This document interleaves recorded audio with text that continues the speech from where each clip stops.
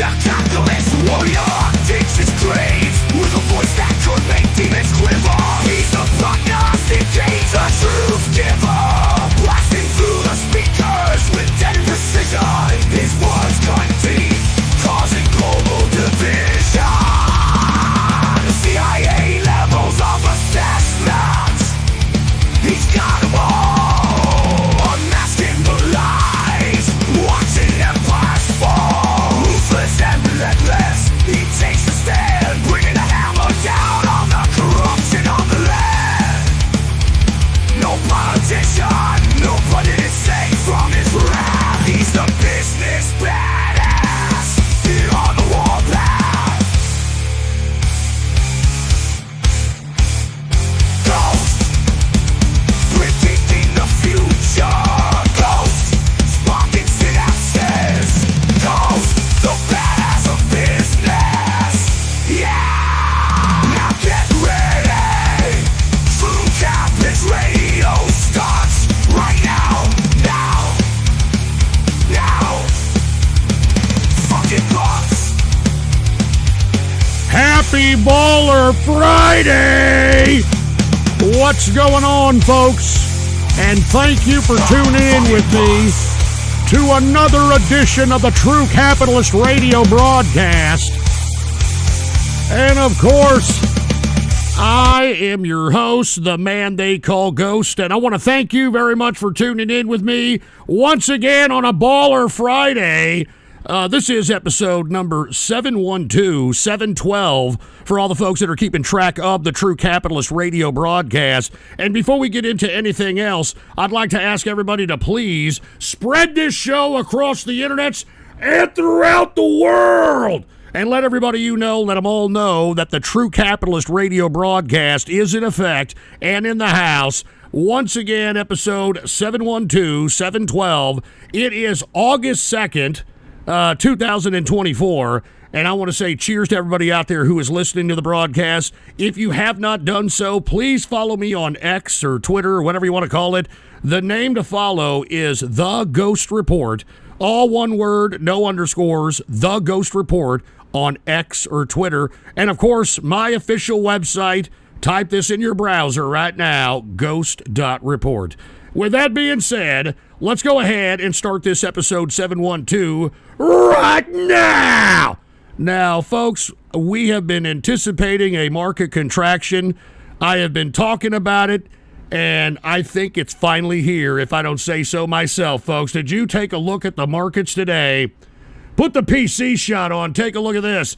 Dow Jones Industrial, S&P 500, NASDAQ, down consecutively in 2 consecutive days in major correction territory, if I don't say so myself, all right? So with that being said, Dow Jones Industrial right now is down 1.51% on the day. It was actually down close to 2%. So, I mean, it actually had some buy the dip people who, came in, I guess, saved everybody's Friday.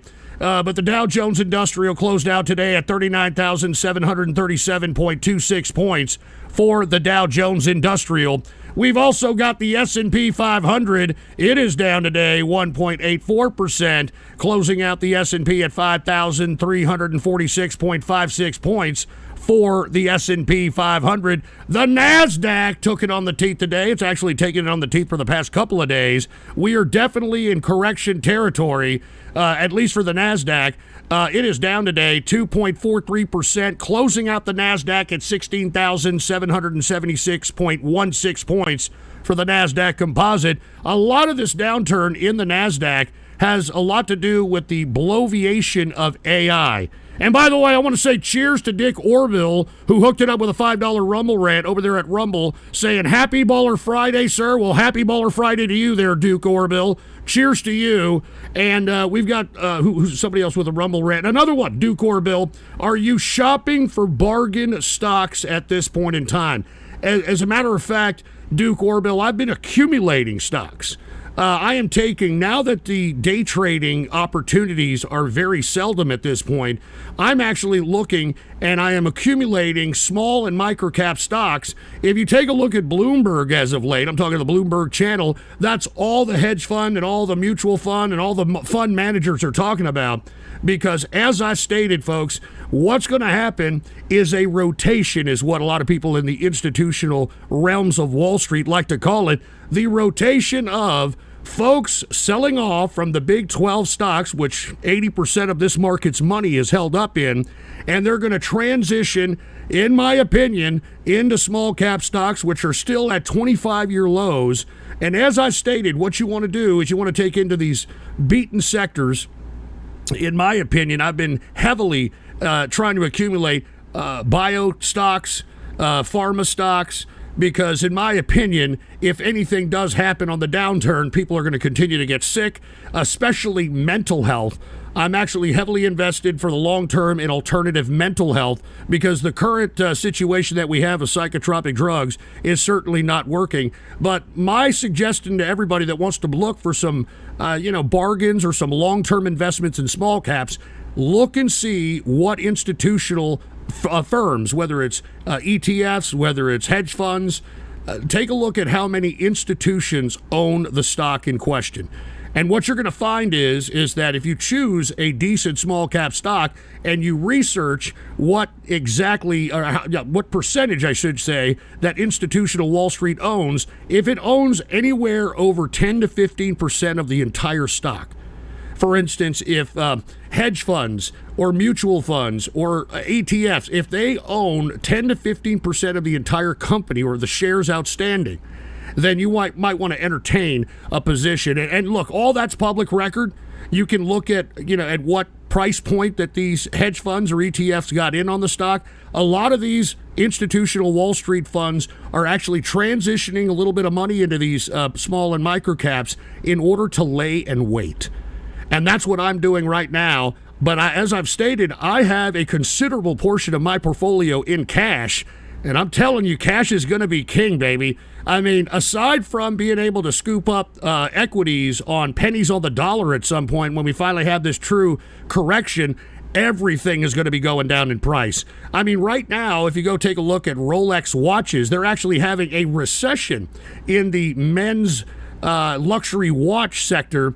And in my opinion, once this whole goddamn correction and recession hits the fan, I'm going to be buying up Rollies at 90% discounts. Let's just put it that way. I cannot wait for this contraction. I am ready, and I've been ready.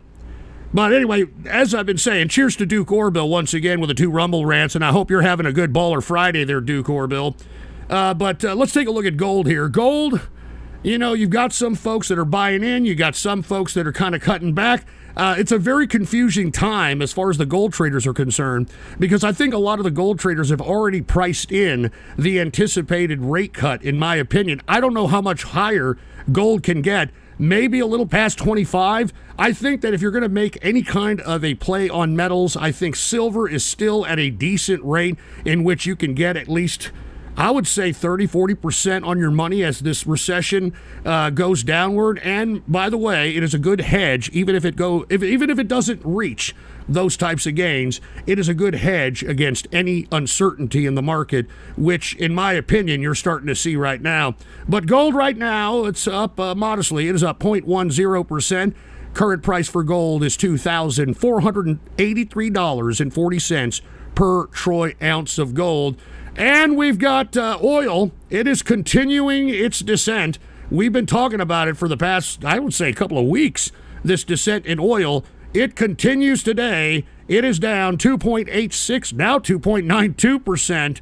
Current price for oil is $74.08 per barrel of WTI sweet crude. So obviously gas prices aren't going to be any kind of an issue for the next couple of months, but we shall see, all right? We got Devious Dave with a Rumble rant, sup, and we got the Woodshed Enforcer, an update on the Kyle Rittenhouse situation for later, assuming you haven't seen this yet. Oh, well, I'll take a look at it. because I am going to talk about it once we transition, no pun intended, from the finances to the domestic stuff. So cheers to the woodshed enforcer. Thank you very much, man. All right. Now, as I've stated, folks, we are in somewhat of a correction mode here.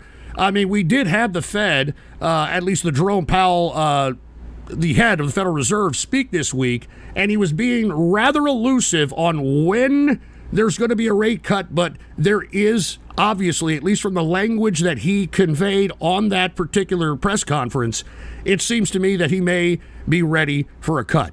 Now, obviously, if you take a look at Bloomberg or CNBC, I'd buy that for $1. hey, dude, cheers to you. Gordo Redbush, thank you very much. Former filthy commie turned capitalist. Thanks, Ghost, and happy Baller Friday. Well, thank you, man. All right, let me go ahead and give you some acknowledgement here. Put the PC shot on. All right. We got Gordo Redbush, former filthy commie turned capitalist. Thanks, Ghost, and happy Baller Friday. Hey, I hope so, man. Cheers to you, and I'm glad that you have come to the bright side. All right? Cheers to you, man. All right? And you're probably a young guy. Believe me, when you're young, dumb, and full of, well, you know what I'm talking about. You tend to be optimistic when everyone else sees reality, and it's just because you're young, all right?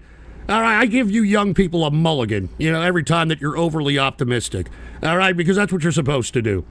All right, but let's go ahead and continue here. Why are we seeing such negativity? A lot of things going on here. Job growth totals 114,000 in July, which is much less than expected, which is what Jerome Powell was talking about earlier this week, is that they want to see what's going on in the job market. As I said, since the beginning of this monetary tightening by the Fed in March of 2022, the whole purpose of their Fed increase or their interest rate increase is to not only lower prices, because what does that mean when the Fed lowers prices? That means that they're trying to bring down the economy because it's overheated. And when you see prices go down, that means companies take losses. If companies take losses, companies have to downsize, layoffs happen, and that's how we get to recession. But we saw earlier this week, like I said, Jerome Powell is not only just gauging the inflation mark, which is he wants to get down to 2%. I did say, though, that they will compromise at about 2.5% back in March of 2022. Those episodes are still up on ghost.report if you want to validate what I said. But as I stated, they're going to compromise at around 2.5% on the CPI. And I think that once we see, unemployment go up again in August, the probability now of them having a September rate cut, all of a sudden the percentages go higher for that possibility. But in my opinion, I think that, if you ever taken an economics class, they used to say that 4.5% is still full employment in as far as economics is concerned. So I don't think that 4.3% is enough of a indicator to suggest that the Fed is going to cut in September.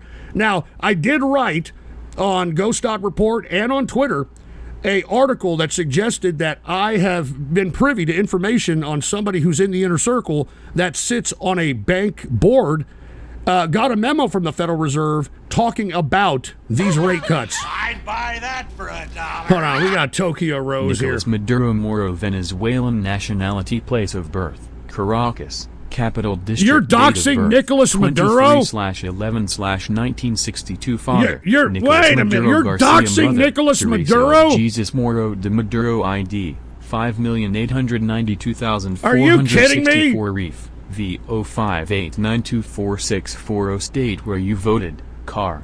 All right, well, thank you very much. All right, I don't know why you're doxing Nicolas Maduro. It doesn't seem like it's going to do much. But hey, that's the community, you know what I mean? Anyway, Schofield Rex said, what's up with the shady shit you did in 2020 to get Trump elected? Actually, it was in 2016. Now, I don't want to relive that, all right? But you can. It's all documented. You can figure out what I did. Anyway, once again, as I was stating, 4.5% in economics classes, at least when they traditionally used to teach economics, was considered full employment. And I believe that these cuts are probably going to come in at the end of the year, probably in the November and December meetings. I would not put much bet into a September cut. All right, unless there's something dramatic that happens, if we move from 4.3 unemployment to 4.6, 4.7, that's when the possibility of a September cut is on the table. And we got Shadow the Hedgehog. Disgusting black creatures, get out of my sight. All right. Disgusting We're black not dealing creatures, with get out Stop of this my crap. sight. Disgusting black creatures, Listen. get out of my sight. Disgusting Shadow the black Hedgehog, creatures. shut up, you racist prick. Anyway, we got Tretchman. If you were in the position of holding cash right now, at what Dow score, interest rate, or would you start thinking about moving money back into the market, or is it a stock-by-stock decision? In my opinion, I think that right now I put in a pretty good chunk of money into small caps, and I'm just waiting until about later 2025 when I anticipate these small caps majorly going up in value. I mean, major. I mean, this is how a bear investor named Druckenmiller is his name. This guy does this every fucking downturn cycle. As he sees the downturn cycle begin to happen, he just goes in and puts in a bunch of different plays into small cap and micro cap stocks. He holds them for about 5 years, and he makes billions and billions of dollars. So that's the kind of position that I'm having right now. It's a bearish position, and you got to kind of stomach a little volatility, but it pays off in the end, you know?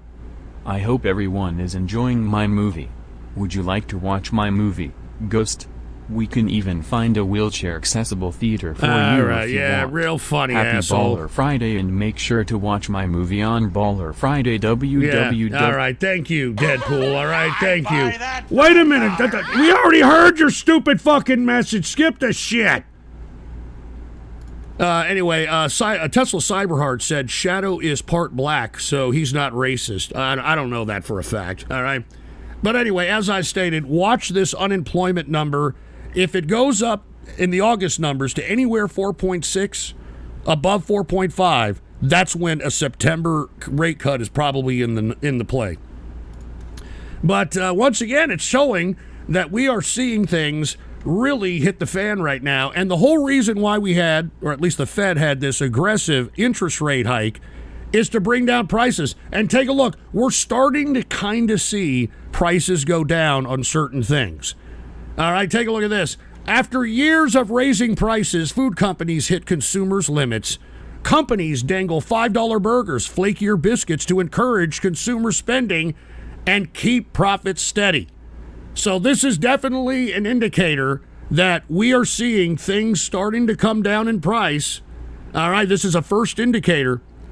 And this should tell you that a contraction is in the works. And this is why I've been laying wait. This is why I've been waiting on the sidelines with mostly cash in my portfolio, because those that have big cash reserves are going to be able to buy everything dirt cheap. And everybody who doesn't, they're going to be begging for cash. All right? So much so that, who knows, they may, prostitute themselves or something. I'm joking. It's a joke. We don't encourage that. But you're starting to see it. You're starting to see it. And take a look at this. Even institutional Wall Street is starting to see it right out of Bloomberg. NASDAQ 100 is in correction territory with AI darlings sinking. And, the AI thing was just a little bit of a pump and dump, if I don't say so myself, because I think that AI is at its absolute infancy. Now, are we going to see AI make an impact in our economy and civilization? Absolutely we are. But I think that we're at such an infancy that it's not really going to take an effect in at least, I would say, 5 to 10 years. And I compare the AI pump that we're seeing now a lot to what e-commerce was during the dot-com boom. We all knew that in the 90s that e-commerce was going to be an integral part of the consumer buying process.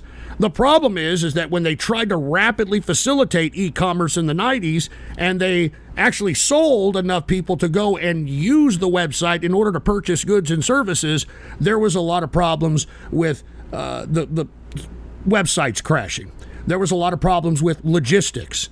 There was a lot of problems that initially turned people off from e-commerce, and then the 99 crash. Ronald DeSantis, 44 years old. No, Born don't September skip 14th, that shit. You're fucking doxing Ron DeSantis for Christ. Come on, man. Jesus Christ. But anyway, I don't think that there's much right now, at least what's out currently when it comes to AI, that really is swooning anybody after this initial pump and dump of the AI stocks. I mean, look at Sam Altman, the guy that's in charge of that OpenAI, ChatGPT. This guy, he needs another round of funding, from what I understand, to keep OpenAI continuing with its research and continuing on with its development. And you know that this idiot Sam Altman, who is in control of the OpenAI project, has actually told each and every one of these venture capitalists in which he tries to get another round of funding from that he will eventually pay them back, and he's going to ask AI how to give them a return on their investment and how to pay them back. Unbelievable. I'm not even joking around. So that's where we're at this point. And Duke Orville, he said AI needs a lot of infrastructure, just like the late 90s ISP laying down broadband infrastructure. That's exactly what I'm talking about, Duke Orville. I mean, it's a lot like the 90s is right, because you had a lot of people with a lot of optimism out there in the 90s when it came to e-commerce, but the infrastructure and the logistics was not there. And I think that's what we're seeing right now with AI. And no one is really making money with AI right now. The only people that are the bigwigs like Meta. If you saw Meta's earnings here recently, they actually beat the street's expectations, and a lot of that had to do with integrating AI into their advertising system. So that's a very interesting component. But other than that, other than integrating AI into advertising systems, there has yet to be any kind of true profit in AI. But hey, we're still at its infancy. I'm not giving up on AI. I just think that, it's barely crawling, if you will. But what really caused a lot of this sell-off yesterday and today, it was not just the... Whoa! The Northern Yankees! Happy Baller Friday!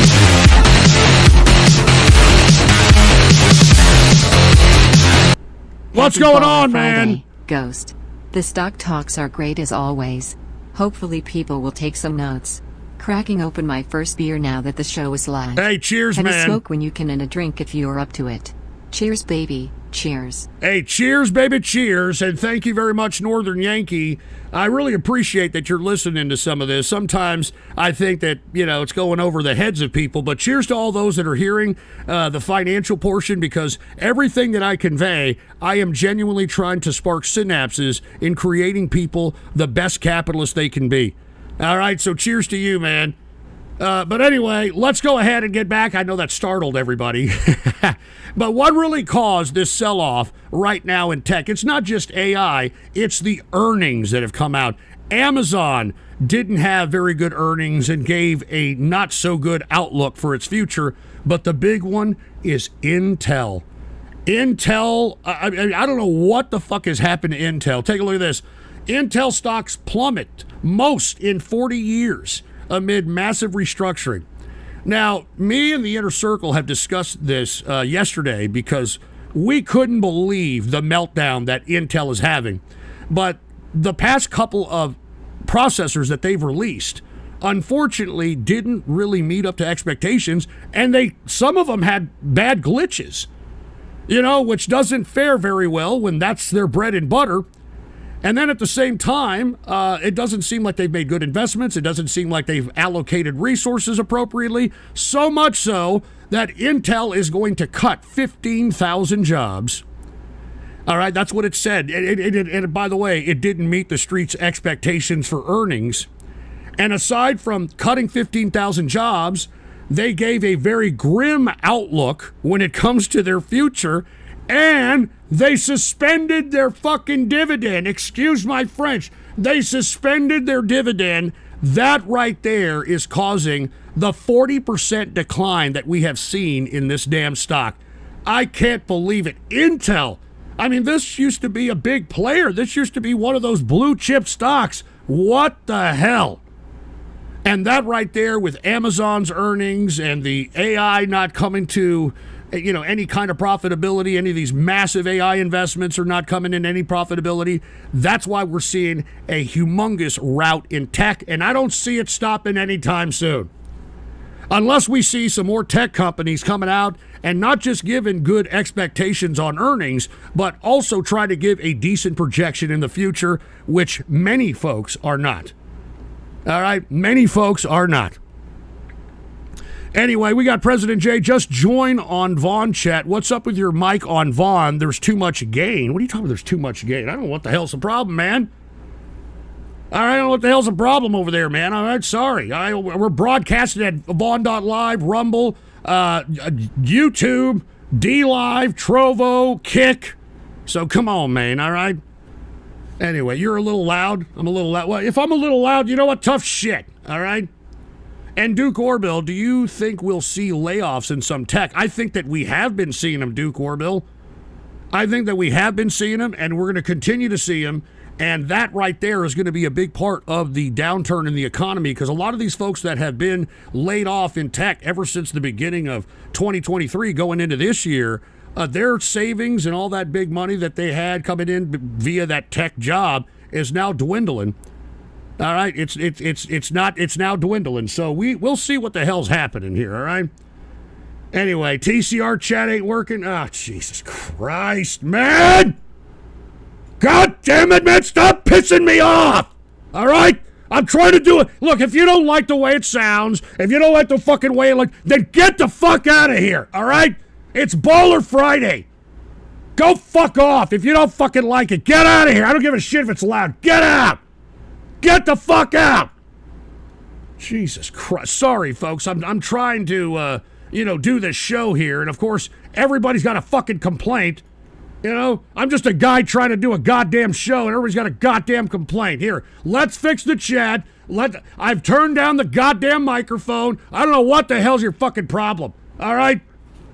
Jesus Christ. Excuse me, folks. All right? I was having a good Baller Friday until, much like all these, never mind. Just shut up, all right? Just shut your stupid, stinking, salmon-smelling hole here. I'm trying to talk about the markets, man.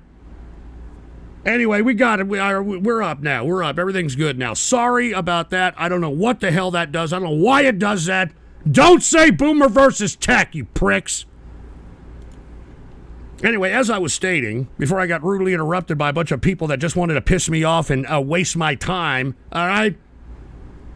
Because we're having such a downturn in the stock market, all right, it comes with consequences. And I talk about this all the time. Take a look at this. Stock market roller coaster comes with deadly consequences. And what's going to happen, I'm telling you right now, you're going to see a lot of suicides. You know, typically when we see a recession and we see this major contraction in the, especially in the stock market, many of the folks that are in institutional Wall Street, throw themselves off buildings, do things of that nature. Be expecting that here shortly, considering that we are now in some kind of a downturn. All right, be expecting something like that. That's why they're putting out this, quote, study finds kind of thing. All right, that's why they're doing it. And look, I'll tell you right now, all right, for all those folks that are out there considering it because, I don't know, they took a bad loss in the stock market or whatever, don't do it, all right? Money isn't everything. Don't get me wrong, it makes life better, it makes life easier, but money isn't everything. What's important are the people that loved you before that money, and if they love you after that money. I mean, that's really what's worth more than money, is people that love you, all right? That, hey, I don't care if you're rich or poor, but if you don't have those people, then I understand where you're coming from. But, that's why you should have more of appreciation of people that are around you that knew you before you became Daddy Warbucks, because that's more important. Those relationships, in my opinion, are more important. All right? Anyway, let's go ahead and talk a little bit about Bitcoin here. We saw a dramatic decrease from that bump that Donald Trump gave Bitcoin when he went in front of that Bitcoin convention suggesting that he's going to create some kind of Bitcoin reserve or some shit. What the hell is he talking about? Anyway, that talk by Trump bumped up Bitcoin to about 70K. Well, all that has been washed away, boy. Take a look at this, all right? Current price for Bitcoin right now, $61,881.78 per Bitcoin. All right, so there you go, folks. All right, Trump, he went to the Bitcoin or crypto, whatever fucking convention or whatever the hell, stood in front of these people and said that he was going to create a Bitcoin reserve for America. And as a result, I don't know. We had a bump up to almost 70K. It was like 70K a couple of days ago. Look at it now. I'm just saying, all right? Anyway, that's Bitcoin. Let's go ahead and make a transition, no pun intended, from the markets to domestic politics, all right? Now, do I have to remind any of you people? All right, I mean, it continues. Trump squanders his own momentum. Trump squanders his own momentum. And I just don't understand how one can do this. I mean, considering that this guy just had an assassination attempt. I mean, he took that supposed picture with his fist in the air with the American flag. How the fuck did he could squander that away? I have no idea. I have no idea. And Jag Deluxe for hold on. I'd buy that for a Wait a minute. Here's an audio file by Mega Max. You know what? All right. Since it's Baller Friday and shit, I'm gonna put something for Ghost right here. What's that? Since it's Baller Friday. Here you go. What's that? It's Friday, gotta get down down Friday. God. Everybody looking forward. Mega Max, you piece of crap. But what do I expect? What do I expect? Everybody's looking forward to the weekend. Partying. Y'all were trolling me with this song back 13, 14 years ago, or whatever the hell it was. 15 years ago. And by the way, Mega Max, don't call up to Radio Graffiti the next time I have it and art. Hey!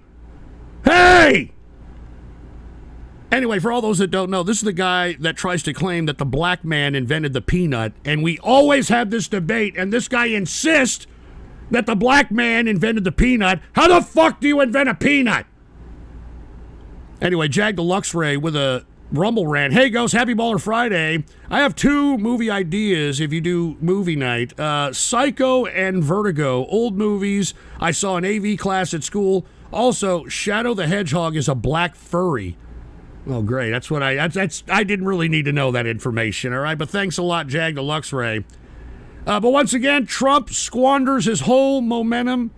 I mean, it's probably the biggest squandering I've ever seen in political history. I mean, people have already forgotten about the assassination attempt. I mean, what assassination attempt and why? Because of this idiot J.D. Vance. First of all, it's J.D. Vance. I mean, he was a complete poo-poo on the RNC. He's a disingenuous, portly nobody that obviously is some gay lover, in my opinion, to Peter Thiel, because Peter Thiel gave him everything that he has, and it's really J.D. Vance. Well, if you ask J.D. Vance, he'll tell you the opposite. He'll be like, well, no, Harris. You know, when the Democrats put Harris, it was a sucker punch. At odds with the current campaign. So this is what Vance is saying, that the downturn in the Trump camp's momentum post-assassination attempt is because of the sucker punch with Harris as the nominee. I mean, come on, man. I mean, how different is it? You want to know why they're finding it so different to campaign against Harris? Because the insults, you know, the shock jock type of edginess that Trump conveyed old Joe Biden, you know, call him an old fart, and, you know, call him, all that shit doesn't work with Kamala. As a matter of fact, it makes, and didn't I say that once the Democrats chose Kamala, that they were going to galvanize women with abortion, and that if Trump made some disparaging fucking remark to women, that it was going to bite him in his dick, no pun intended. That's exactly what happened, all right? Aside from J.D. Vance, Trump yesterday decided to go, I have no idea why, whoever the hell told this guy to go and talk in front of the goddamn, what is it, Black Women Journalist Convention, should be fired from the damn Trump campaign. I'm not joking around. I cannot believe that Trump actually went, I don't know, who the fuck told him to do this? All right, for all those that don't know, he went out there at this Black Woman Journalist Convention and said that Kamala Harris misled voters about her race. Oh, my God, dude. And look, it was bad enough. What is it, the base department? Oh look, it's another day of ghost regurgitating news from questionable sources. The AP? Thank you once again, Supreme Leader Ghost Join The Moon, for this Associated tasty Press? fake news. Yeah, that's great. Yeah, well, where do you go fucking look louder than Crowder or some shit for your news? Fucking idiot. Roxass, hope you're having a nice baller Friday. Didn't even notice it was Friday. When is the next Ghost show? Probably Sunday or Monday. I saved $100 for exactly 10 pepperoni pizzas to eat in your honor of your 40 pounds of chicken wings. I don't eat 40 pounds of chicken wings, all right? Cat Cans with a $5 Rumble Rant. Have you ever seen a wild banana? What about an avocado? That's not a Haas avocado. What about an old-fashioned watermelon? These things have to be genetically engineered. Well, thank you for informing us about that. No kidding, man. I typically eat avocados from Mexico. Buy that for $1. And who the hell is this? I hate to interrupt your. I just wanted to point out the X account the other day. Right-wing cope is ran by a pedophile sympathizer. You really do know how to them after all. Well, what was posted wasn't untrue. I don't know who the fuck these dumb people are. And by the way, I mean, it seems like you have a lot of those characters going around on both sides of the political spectrum. All right? And that's why I want the Republicans, at least the current set of Republicans, I'm talking the Maga Republicans, I'm talking the Freedom Caucus, we need to eliminate these people out of the offices that they reside. So when the Democrats rout the Republicans in 2024, those of us can come in and take over the party and reestablish the rules, reestablish the foundations of the party. And one of the things that we need to, as a universal party understanding, as a universal party policy, is that we shield children from sexuality and sexual suggestion. And look, I've already aired Dennis Prager's opinions on that. The right doesn't agree with that.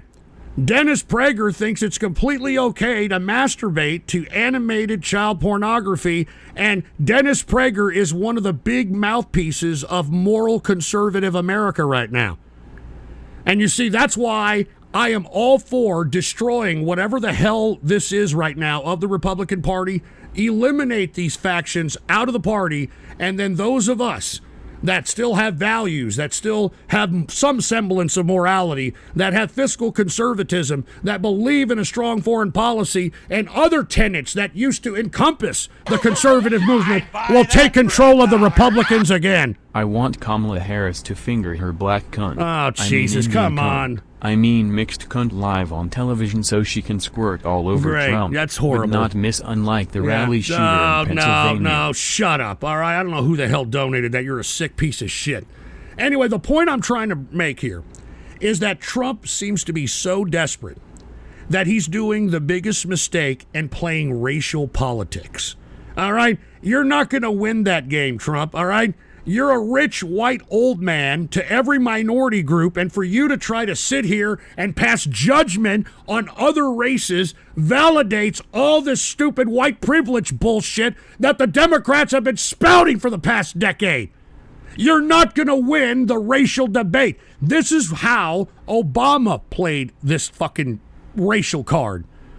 I'd like to recall everybody, I talk about this often, go back to the 2008 primary, the Democrat primary of 2008, back to the South Carolina primary. Because that was the biggest mistake that Hillary Rotten Clinton did that completely demoralized her campaign. She was winning up until the South Carolina primary. And in that primary, that's when, for whatever reason, Hillary Clinton decided to turn Barack Obama into the ghetto candidate. And once Hillary Rodham Clinton started playing racial politics in South Carolina, which is a predominant black population, that was it. It was over. As a matter of fact, black folks prior to the South Carolina primary thought that Barack Obama wasn't black enough.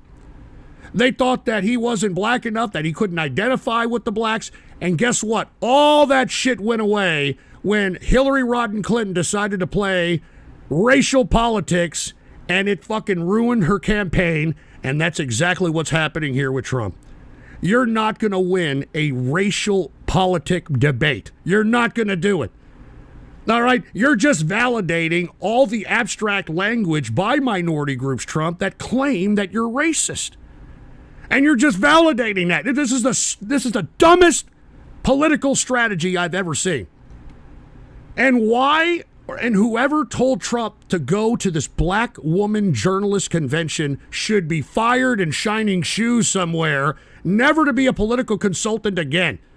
I mean, they left him in front of a black woman firing squad, and he looked like he didn't know what to do. And by the way, most people there thought he looked very insensitive to the black women. I mean, who the fuck is advising this guy? Unbelievable. Unbelievable. But once again, if it isn't Trump in his mouth, we got to go back to J.D. Vance. All right, take a look at this. On vice presidential pick, it's time for Trump to take a mulligan. And let me tell you something right now. I think that Trump's campaign is in such bad shape that if he doesn't reorganize his campaign, like picking somebody that's a vice president that's going to bring some life back into this damn campaign, he's going to lose by double digits, in my opinion. He's going to lose by double digits because he needs a vice president that's going to reinvigorate the campaign with some energy. This fucking J.D. Vance, not only is he plastic as it relates to his charisma and his personality, he has nothing to stand on. He has been caught countless hypocritical statements. I mean, it is fucking ridiculous. So if Trump, and look, he only has a very small window to do this. All right, he has maybe 5 to 7 days at best to be able to replace Vance in order to salvage any kind of a campaign.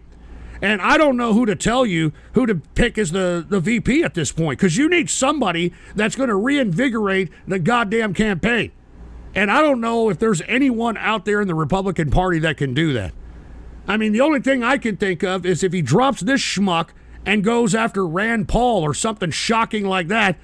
And even then, I don't think it's a guarantee. But it's a better shot than sticking with this damn J.D. Vance idiot. I mean, this J.D. Vance, the worst pick. All right? The absolute worst fucking pick in fucking American history.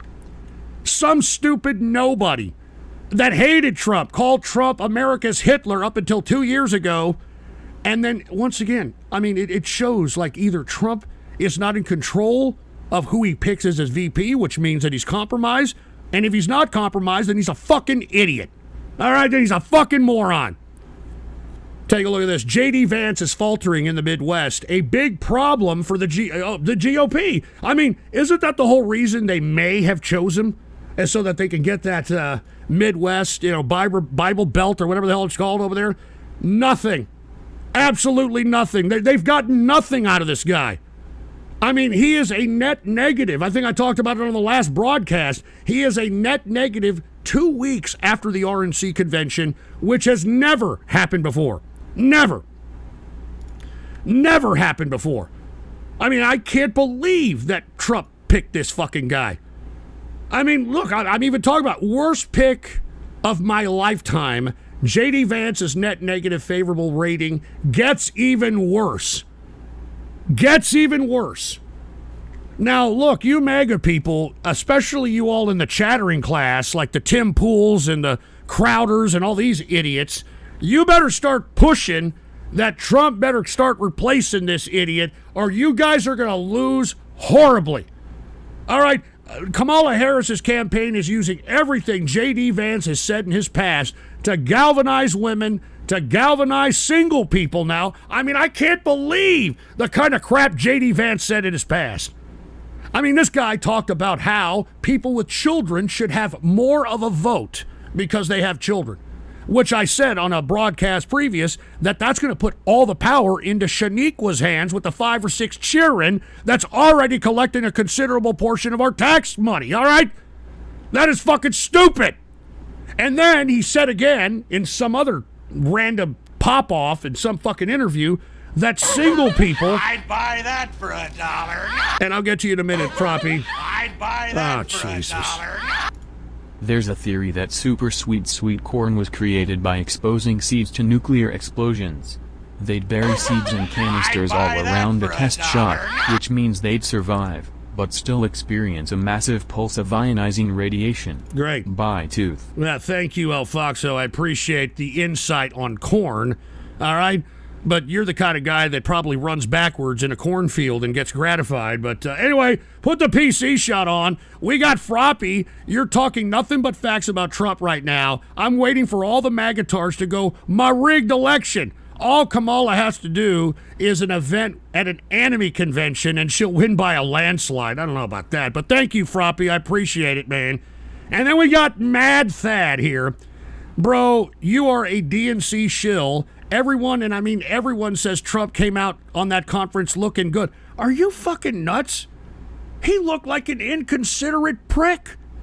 I mean, he looked horrible. Like every fucking woman out there is like, what a fucking bastard. Look at him. He has no respect for women. He has no respect for black people. What is a black job anyway? What is a black job? I mean, seriously, man. I'm surprised he didn't come out there and just be blatantly racist and call these fucking poor people basketball Americans or some fucking sick-ass shit like that. I mean, he might as well at this point. All right, I don't know, Matt, that I get it. You know, you got your biases and you're going to vote for this guy or whatever the case might be. I get it. It ain't going to happen, man. All right? I know you're saying, oh, sin is in and, you know, nobody cares about conservatism anymore. I disagree with that, Matt, Dad.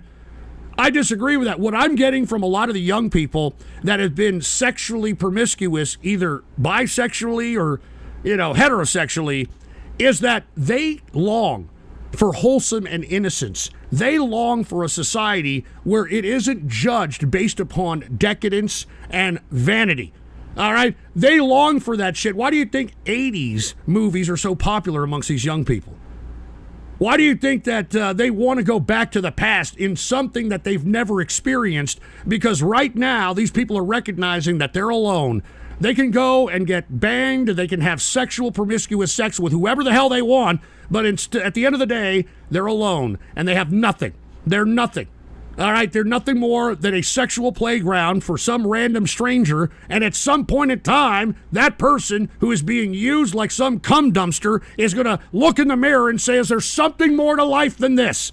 And we're starting to see that resonate, in my opinion, with these young people, and I refuse, Matt, that because you have already submitted to sin and degeneracy. I refuse to believe that young people and everybody's just going to submit to that shit.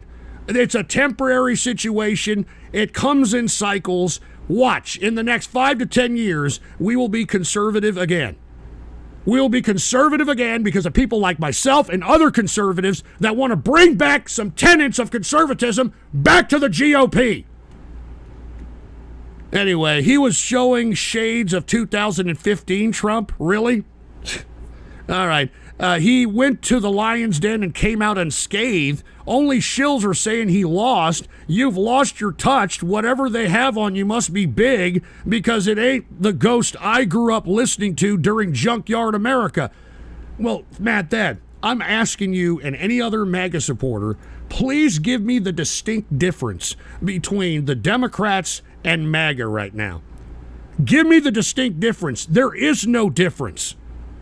There is no difference. I don't know what you people believe Trump is going to come in and do outside of simp for the fucking Russians, pull back the support from Ukraine, and allow Russia and China to do whatever the fuck they want. And by the way, he's going to trade with Russia and China, which we're decoupling from, which is now degrading their economies, both Russia and China. And guess what? He's going to trade with them and make Russia and China great again.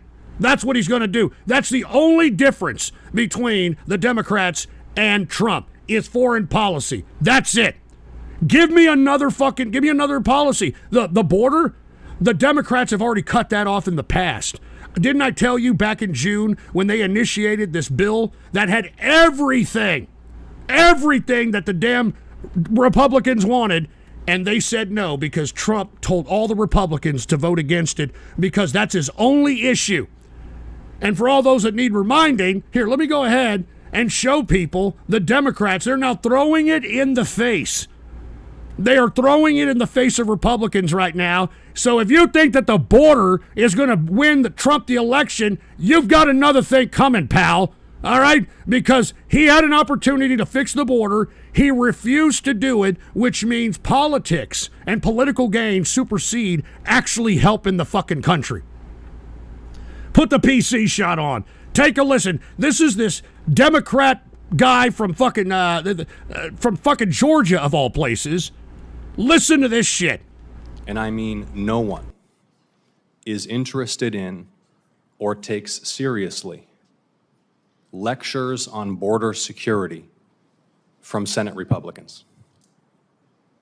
No one. In one of the most stunning acts of political cowardice in recent American history, a bipartisan border security bill co-authored by a conservative Republican member of this committee was put forward in the U.S. Senate. It would have tightened asylum standards to stop exploitation of the asylum system. It would have surged enforcement resources to the border. It would have meant more expedited removals of those who enter this country unlawfully.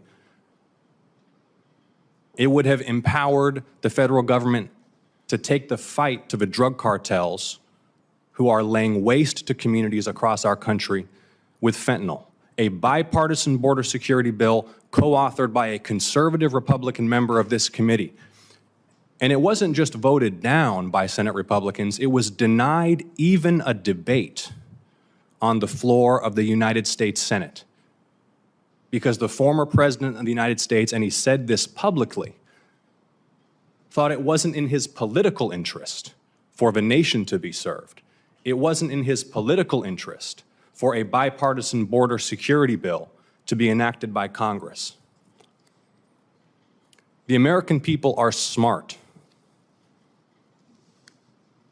So all of the performative chest pounding today on border security is utterly disingenuous.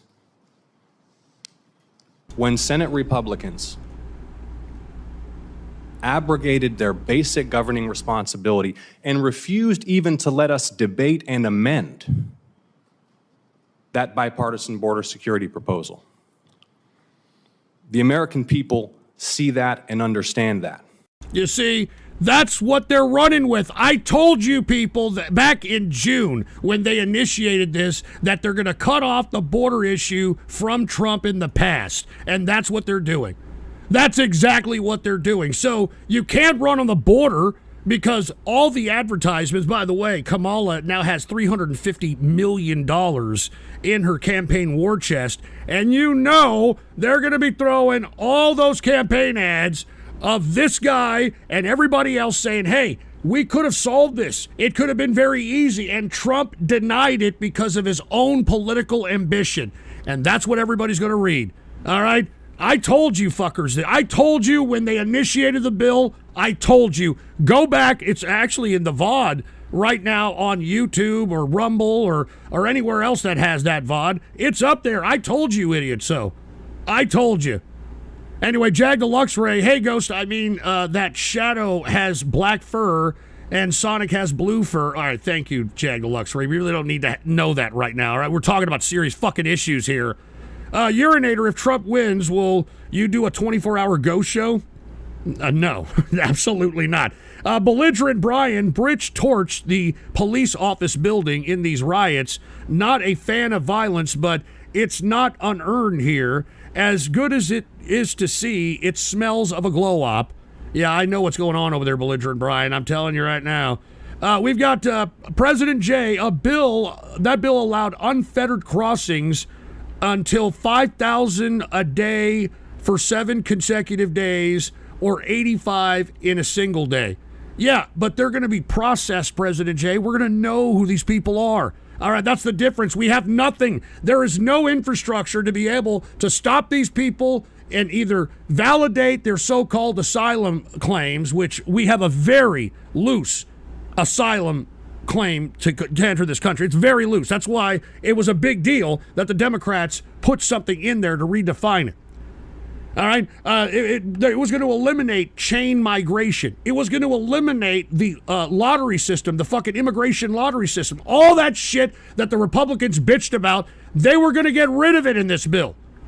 And yet they did nothing. And President Jay, I don't think you understand. We're going to have immigrants coming in regardless. That's what our country was built on, for Christ's sake. I mean, even Trump in 2016, what did he used to say? He used to say, I don't want to eliminate immigrants from coming in. I want them to come in legally. Legally. I think we should annihilate the last bastion of canonism. We will be forcing Jag and Sapphire to be the sacrifice to the Republicans so that we may yet ensure that Trump does not come back. While that bozo can't debate a cop, we must be 100%. Well, you got a point there. All right, you got a point. But anyway, look, I'm just tired of you people being like cult of personality. This is a government made for the people and by the people. And if we're just going to sit on our thumbs because we have a cult of personality and not validate a legitimate piece of legislation because it wasn't pushed by my favorite fucking politician, then we're in some serious trouble. We're in some fucking serious trouble in this country. Anyway, Duke Orville, we need a wall on the Canadian border more than our southern border, if you ask me. Yeah, no shit, Duke Orville. And nobody ever talks about that. Right? Nobody ever talks about these anti-American Canucks that are coming over here and trying to make us even more left than California, for fuck's sake. No offense to my fellow Canadians over there, but, you know, we got a few of them that patronize this show trying to be pro-Trump when they should be fixing their own ice hole up there with that goddamn love child of Fidel Castro, and I'm talking Justin Trudeau. So give me a break. But anyway, I didn't mean to go off on that soliloquy about all that shit. I was actually talking about J.D. Vance, once again, the worst president ever, or worst vice president pick ever, excuse me. And I think that Trump, if he wants to reinvigorate his campaign, he needs to reconvene the leadership of the GOP in a small meeting and reestablish a new vice presidential candidate.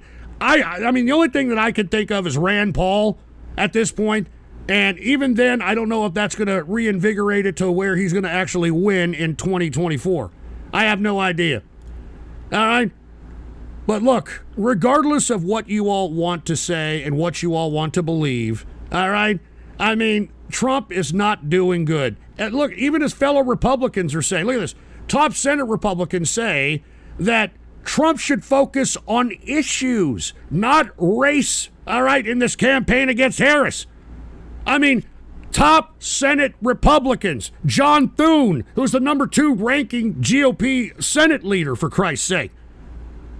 I mean, you're not going to win a racial debate with the Democrats. And by the way, I think this is him, kind of a little clip of him acting like an ass out of himself. Take a listen. I just defined it, sir. Do you believe that Vice President Kamala Harris is only on the ticket because she is a black woman? Well, I can say no. I think it's maybe a little bit different. So I've known her a long time indirectly, not directly very much.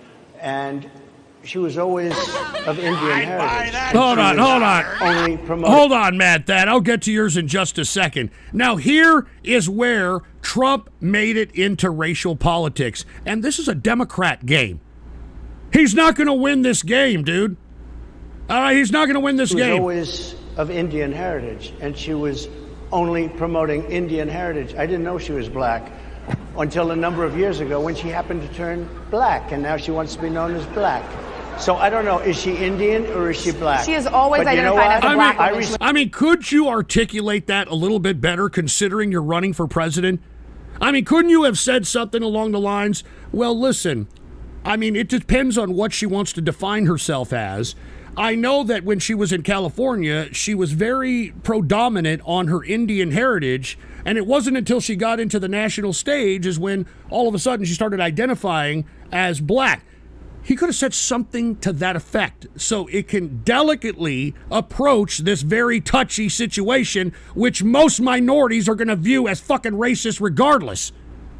So, yeah, way to win fucking the minority vote, dude. I respect either one, but she obviously doesn't, because she was Indian all the way, and then all of a sudden she made a turn, and she became a black person. Just to be clear, sir, do you believe... Come on, she became a black person. I mean, this is horror. You're not going to win a general election doing this shit. I mean, I don't care what you MAGA people are smoking. This is not how you run an election. I mean, if you want to use the fact that maybe she exploits certain group based upon her own political convenience, I mean, that's one thing. You can't come out and say, well, I didn't know she was black. I mean, she was Indian her whole life, and then all of a sudden, she decided to become a black person. Yeah, that's gonna win the black vote, right? That's gonna win the black vote, which I believe he started having fucking black votes go on his side after the assassination attempt. Y'all remember that? You had all these black rappers out here like 50 Cent and all these motherfuckers that are redoing some AI song of Many Men by 50 Cent because he got shot like a motherfucker in the hood and shit. He has squandered that all away. He has squandered that all away, man. Unbelievable. Good going, Trump. Yeah, you sound like a guy that really wants to win this election, man. Anyway, Urinator, the man... Call a man a racist, but you can call him a liar, whatever. Shut up, asshole. And then five-finger prostate pumps. The illegals aren't getting processed, though, Ghost. They're bogging down the system. Listen, I see nothing but immigrants in the service industry in San Antonio, Texas. Okay? I see nothing but folks that are proud immigrants to be here. As a matter of fact, I was promoting an immigrant who was actually running for the Secretary of State of Missouri. And did y'all see her campaign ad? All right, y'all are saying, oh, the immigrants, the hell with them, they're stupid, they whatever. I mean, I have yet to see an American, all right, talk in this capacity. I look at this. This is on my Twitter.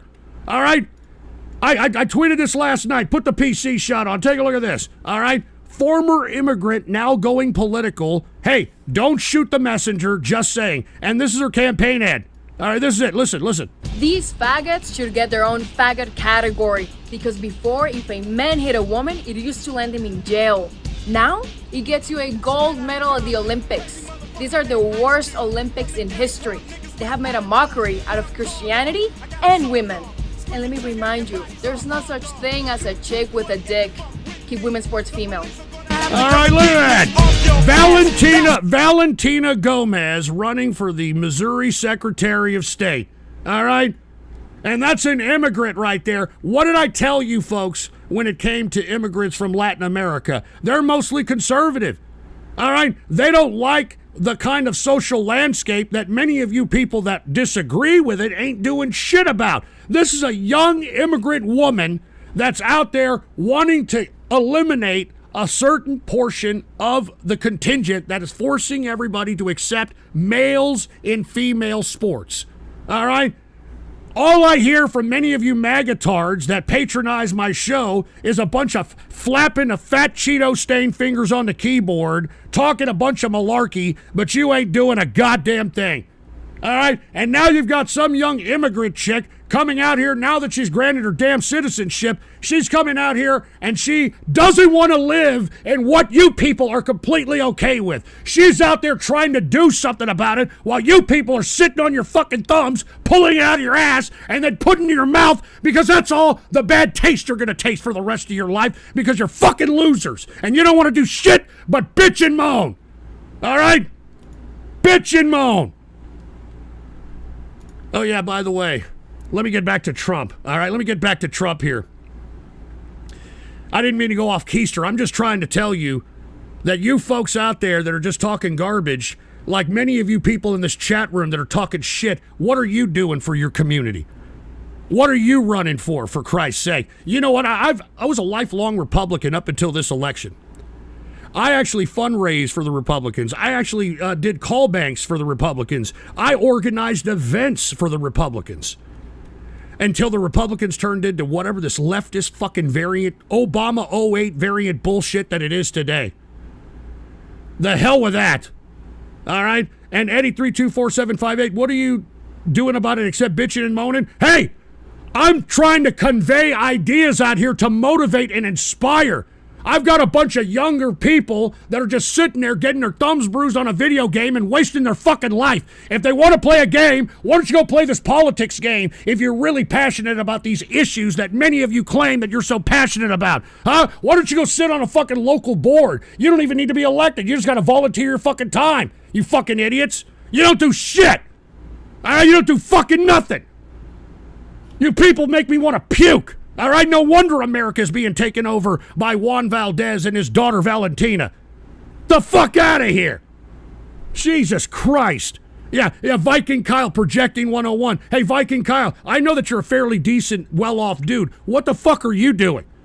You come over here and piss and moan and talk about Hitler all night long when Hitler died fucking years ago and he ain't coming back. All right, so what the fuck are you doing? You ain't doing shit. All right? But stick to pissing and moaning, all right? And waxing your fucking carrot to an old dead Hitler, all right? So shut up. Jesus Christ. And what is Mega Max 578? Nah, put this beach in a beatdown. Are you talking about Trump and that black broad? That's very ironic of you. By the way, Mega Max 578 is one of my blacks, as well as Mad Thad. And look at how these guys are talking out here. They don't even know whether they're coming or going, for Christ's sake. I mean, Mega Max, you think that the black man invented the fucking peanut. How the fuck are we going to take you serious? And Five Finger Prostate Punch, you didn't address what I said, and you just redirected it. These people are basically hoping the fence used is going to bog down the system and get away. All right, whatever. Look, listen. Five Finger Prostate Punch, you need to worry about your kangaroo banging ass over there and down under, all right? I mean, you guys are in a little more dangerous territory, totalitarian-wise. I'm sure you're already vaxxed. I didn't have to do that. All right, I didn't get vaxxed. I never got vaxxed, never got tested, never got COVID. All right, so get some. And President Jay says the guy riding Carmela and the Democrat. Listen, I don't like Carmela, whatever her fucking name is. I don't like this broad.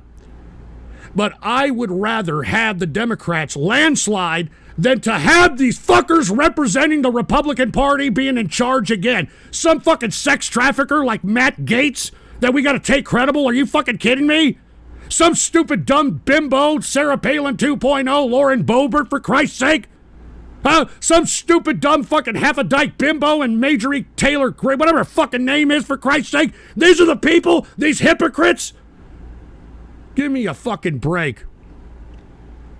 So when you supported Trump, what the hell does that mean, Mega Max? All right, go fucking invent the peanut or some shit. Jesus fucking Christ.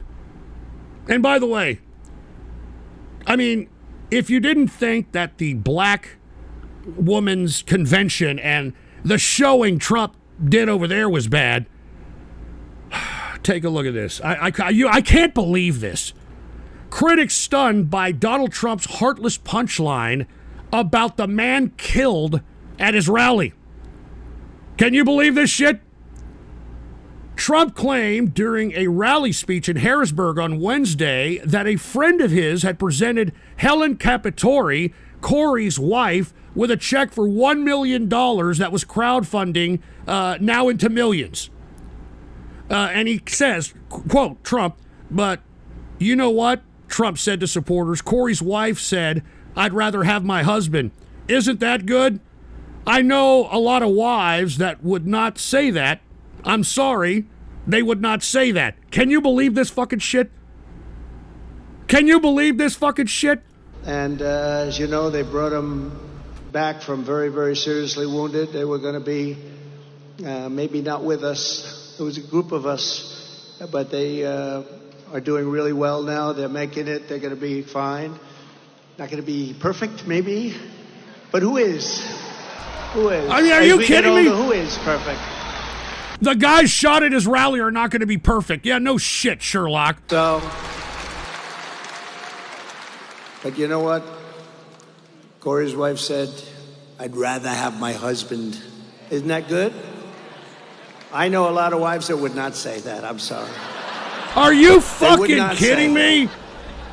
But no, it's a great family. Are you kidding? Man, he was a brave. Dude, this was a guy that got shot at your fucking rally, man. And you're joking about how some wives wouldn't care if their fucking husbands got shot? What a fucking sick fuck, dude. What a sick, heartless fucking idiot. What a sick fucking piece of shit. Unfucking believable. I mean, is this guy trying to purposely throw this election because he was forced? This fucking J.D. Vance jerk off on him? I have no fucking idea. I have no idea. Oh yeah, and by the way, another thing that he said, I think in that same fucking address, was that even though he criticized Joe Biden being too old, now all of a sudden, Trump says Biden wasn't too old after all. Oh. I mean, this guy, who the fuck is still gonna support this fucking guy? I mean, good God, man. Jesus Christ. He's not too old. Biden wasn't too old, even though I fucking said he was too old, even though I said he was slipping, even though I said we need a cognitive test, we need all this shit. Now all of a sudden, he's not too old anymore. And you want to know why he's not too old anymore? Because he's the old guy in this fucking campaign now. He's the old codger that's running at the mouth and saying whatever the fuck and not actually campaigning. Not taking into consideration what he says means shit to people. Jesus fucking Christ. And look, the five-finger prostate punch said, hey, I'm not vaxxed. Well, lucky you, all right? Because most of you folks down there got fucking horribly, you know, let's just put it that. Y'all were forced to do shit. Let's just put it that way, all right? I'd buy that for All right, hold on. Let me get some of these damn donos here, because I'm sure people have something to say, and I'd like to fucking respond. Put the PC shot on. Here's Mad Thad. Kamala Harris is not black. She doesn't come from our black American culture. My culture is not a mask you can put on when it's convenient. Mad Thad, I disagree with you on that. I mean, look at Eminem. All right, look at this fucking idiot little pump. All right, look at these fucking losers out here. I don't think so. All right, I don't think so, Mad Dad. The bitch everyone is angry about isn't even trans. She was born with a vagina, uterus and ovaries, and doesn't have a penis, never has. She's intersex, in the sense that she has Y chromosomes.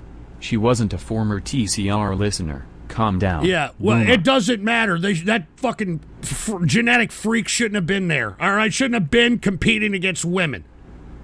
All right? And with all due respect, Mad Thad, I mean, everybody has taken the black culture, all right? I mean, the black culture is what everybody is emulating right now, man. I mean, you go up to some fucking white boy nowadays that's under the age of fucking 35, they're doing this. Yeah, baby. You know what I'm saying? Motherfucker out here talking all that trash and shit, baby. Yeah. I'm growing up in the hood and shit. You know what I'm saying? I be listening to motherfucking Eminem and shit. You know what I'm saying? Yeah. Growing up in the hood, baby. Yeah. I mean, come on, man. Anyway, what else you say? Her fake story about cleaning greens in the bathtub, her fake accent during the Atlanta rally she just had. You ain't tapped into black Twitter. Go back to Chuck Schumer and get some new marching orders. These are stale and debunked. Look, Matt, that, with all due respect, it doesn't take much to get the black culture geared towards a certain idea or a certain person. I mean, y'all were, with all due respect, since you're making this, because Matt, that is black, okay, so I just want to make that abundantly clear. The black folks were completely okay bypassing, and I just talked about that incident in the Democrat primary in 2008 during South Carolina. Prior to that South Carolina primary in 2008, black people were saying, man, Barack Obama ain't black. Barack Obama didn't grow up in the hood. Barack Obama didn't do this. And then once dumbass Hillary started going, racial politics, trying to, kind of indirectly say that Barack Obama is the ghetto candidate, all of a sudden, all the blacks coalesced behind Obama and never left his side. Never left his side, all right? And Barack Obama is not even his fucking real name. And you, well, not just you, Matt, that, but the Democrats, all races, you all ate it like a bunch of morons. His name is not even fucking Barack Obama. His name is Barry Soetoro. He grew up in Indonesia, for fuck's sake. And you all you're like, man, he's a black man, man. Look at that. He's a black man. He is. If you're going to make the argument of Kamala not being black, you should have made it with Barack Obama. You should have made it with Barack Obama, but you didn't. You want to know why? Because he understood how to be that long-legged Mac Daddy. You know what I'm saying? You know, he knew how to talk, you know, that shucking and jiving type of way, and everybody bought it. So get out of here with that crap. Oh, man, she's not real black. Neither was Obama, man. Obama grew up in goddamn Indonesia, and then once Satoru, the fucking guy his mom was banging, wanted him to get the fuck out of there, they moved back in with their white parents in Hawaii. In Hawaii. All right, this brother, he didn't know anything about being a black man, and yet every black folk in America embraced this goddamn fucking looking like a marathon Taliban runner or some shit. I'd buy that for $1. Hello, Ghost. We reached out to the email you provided us to inquire where we should deposit your money. We also attached the latest script with more anti-Trump rants we want you to continue to bring up on your show. Shut up, all right? We appreciate your partnership. Look, I get it. You people that are pro-Trump, I mean, you're a cult of personality, and that's how you are. I mean, that's how you're defined. You are no different than black folks and white liberals were with fucking Barack Obama. Barack Obama ruined this fucking country, and yet everybody that he was ruining, because he made them feel good and because he knew how to talk like in a very, boisterous and very passionate and in very emotional way on how to read a teleprompter, all you idiots fell for it, all right? And Trump is no different than that. At least Obama was able to kind of, convey things in a little bit more of an emotional capacity than Trump at this point. And I'm not acknowledging that fucking rumble rant, you racist bastard, five-finger prostate punch. Anyway, we got Froppy who said, I guess you could say the fire in Jesse Washington's heart is burning with American passion. I don't know what the hell that's supposed to mean, Froppy, all right? I don't know what the hell that's supposed to mean. Arrogant bastard, I think Trump is doing everything in his power now not to win. Arrogant bastard, there is no other explanation for it. I mean, there is no other explanation. That's why I'm trying to convey the things that I'm conveying, but when you try to talk rationally with these folks that are obsessed with this cult of personality that is Trump, they refuse to listen. They absolutely refuse to listen. I mean, J.D. Vance picks stupid comments on Harris and the shooting victims. He would rather go into the void instead of letting himself be used by Peter Thiel and gang. He doesn't even want to win anymore. I agree. That's why I'm conveying all this, arrogant bastard. I'm trying to say all this because it doesn't make sense. All right? Trump is an egoist. All right? Why would he hold his nose and pick some portly, uncharismatic, unproven piece of shit that hated him up until 2 years ago in J.D. Vance as his pick? It makes no fucking sense. It makes no sense. All right? He's obviously not in control. Obviously.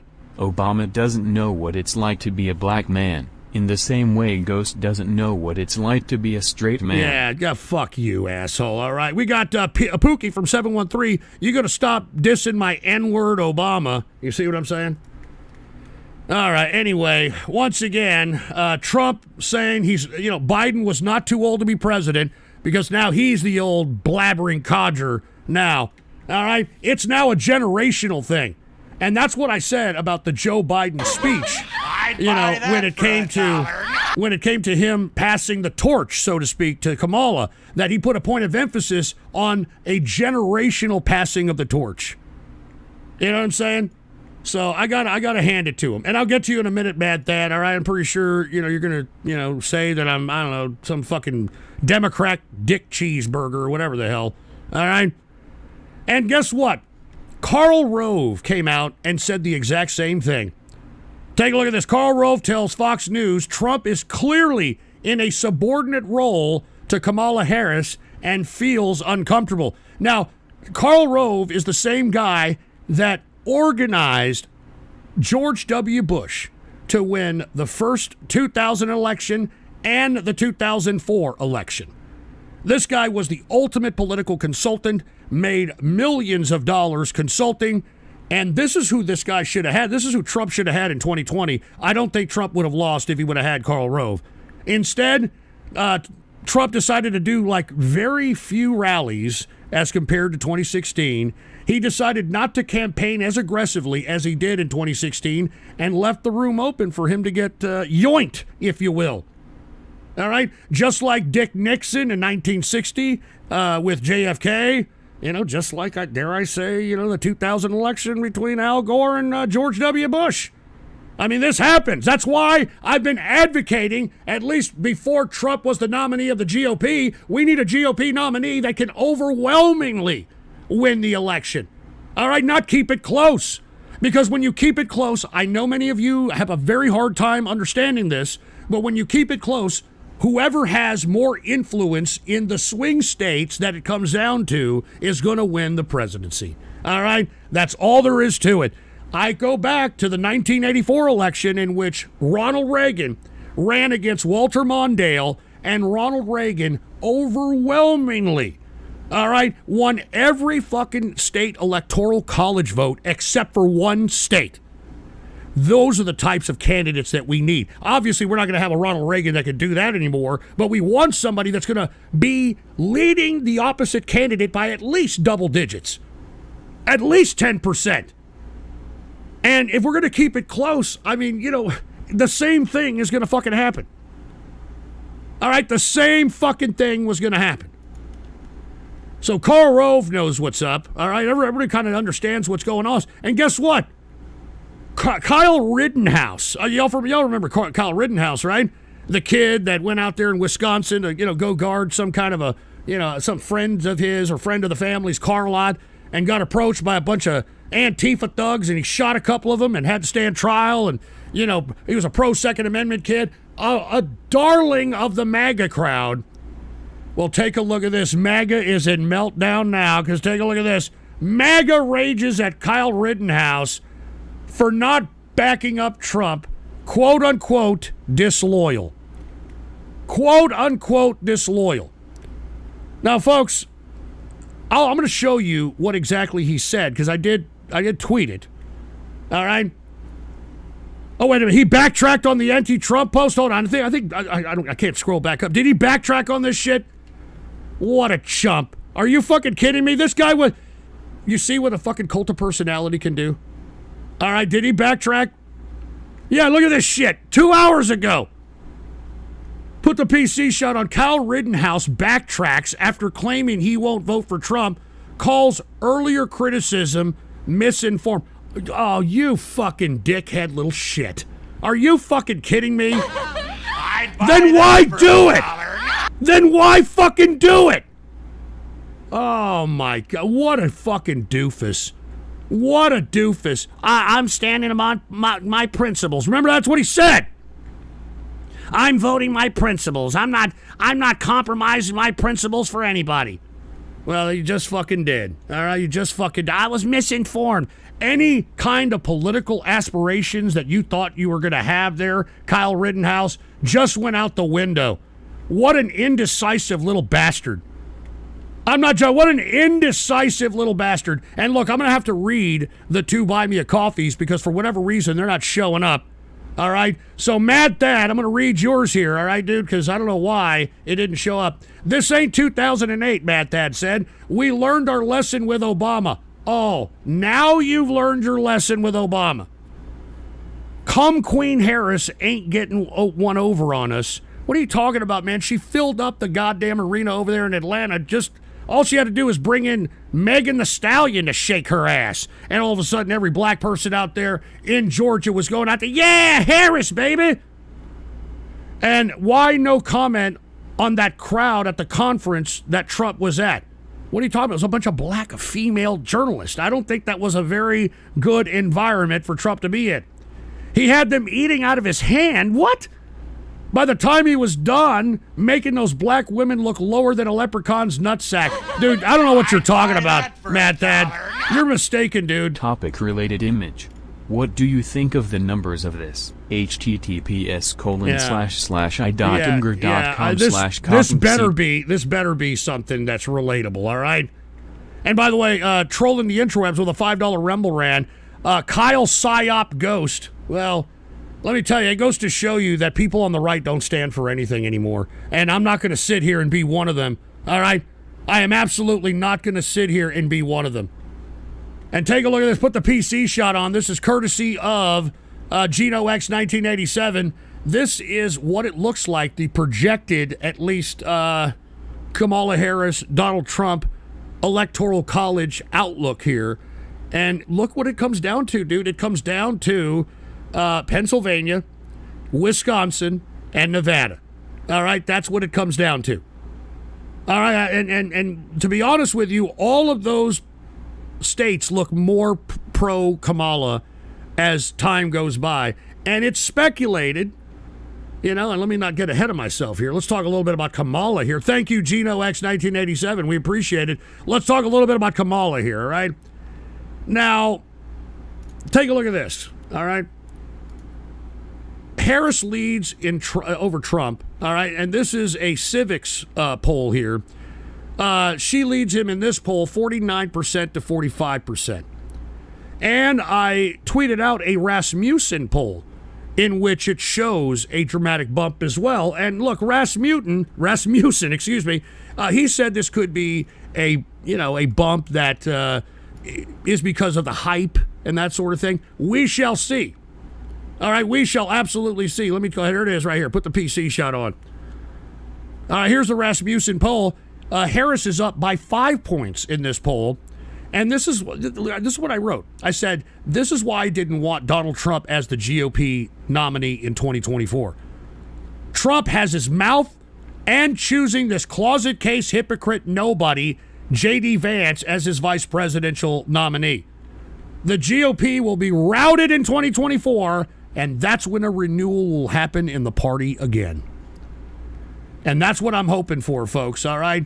And I hope that the sting of Kamala Harris and the Democrats taking power and whatever they do socially stings so bad that they'll never forget it again. And anybody who is a Republican is going to stand for values after 2024. There will be a new Republican Party in 2024. And look, it's not even the polls. The people that are betting on this shit. Take a look at this. Kamala Harris leads Trump in election betting odds for the first time. For the first time. And what is this? 5-figure prostate punch. Make sure to leave time for radio graffiti. Yeah, we'll see. All right, we'll see about that. All right. But once again, it's not just the polls out here. Now it's people that are putting their money where their mouth is. Now we got betting odds going in favor of Kamala when those odds were dominated by Trump throughout the whole primary, throughout the whole election season up to this point. So, not looking good. All right, I know there's a lot of folks out there that don't want to believe this because of a cult of personality and that sort of thing. But what did I tell you was going to happen? I said that these women are going to be galvanized to vote for Kamala because of why? Because of abortion. And I said that the Democrats have somehow correlated abortion with women's rights and women's health and women's reproductive rights and whatever the hell you want to say. And there are more women in the United States right now, as a matter of fact, in the world, than there are men. And take a look at this. Put the PC shot on. Harris puts abortion, a weakness for Trump, at the center of her campaign. What did I tell you? Huh? The prognosticator of prognosticators strikes again. In contrast with Biden, who is so reluctant to say the word abortion, Harris has campaigned aggressively on it. And I told you all this. I told you. And moreover, the fact that you've got J.D. Vance over here agitating women even more even makes this situation worse. Makes it even worse. And Devious Dave, how are Republicans going to win when the Democrats make all the illegal citizens and import more votes? Didn't I just show you that immigrant lady that's going and running for the Secretary of State of Missouri?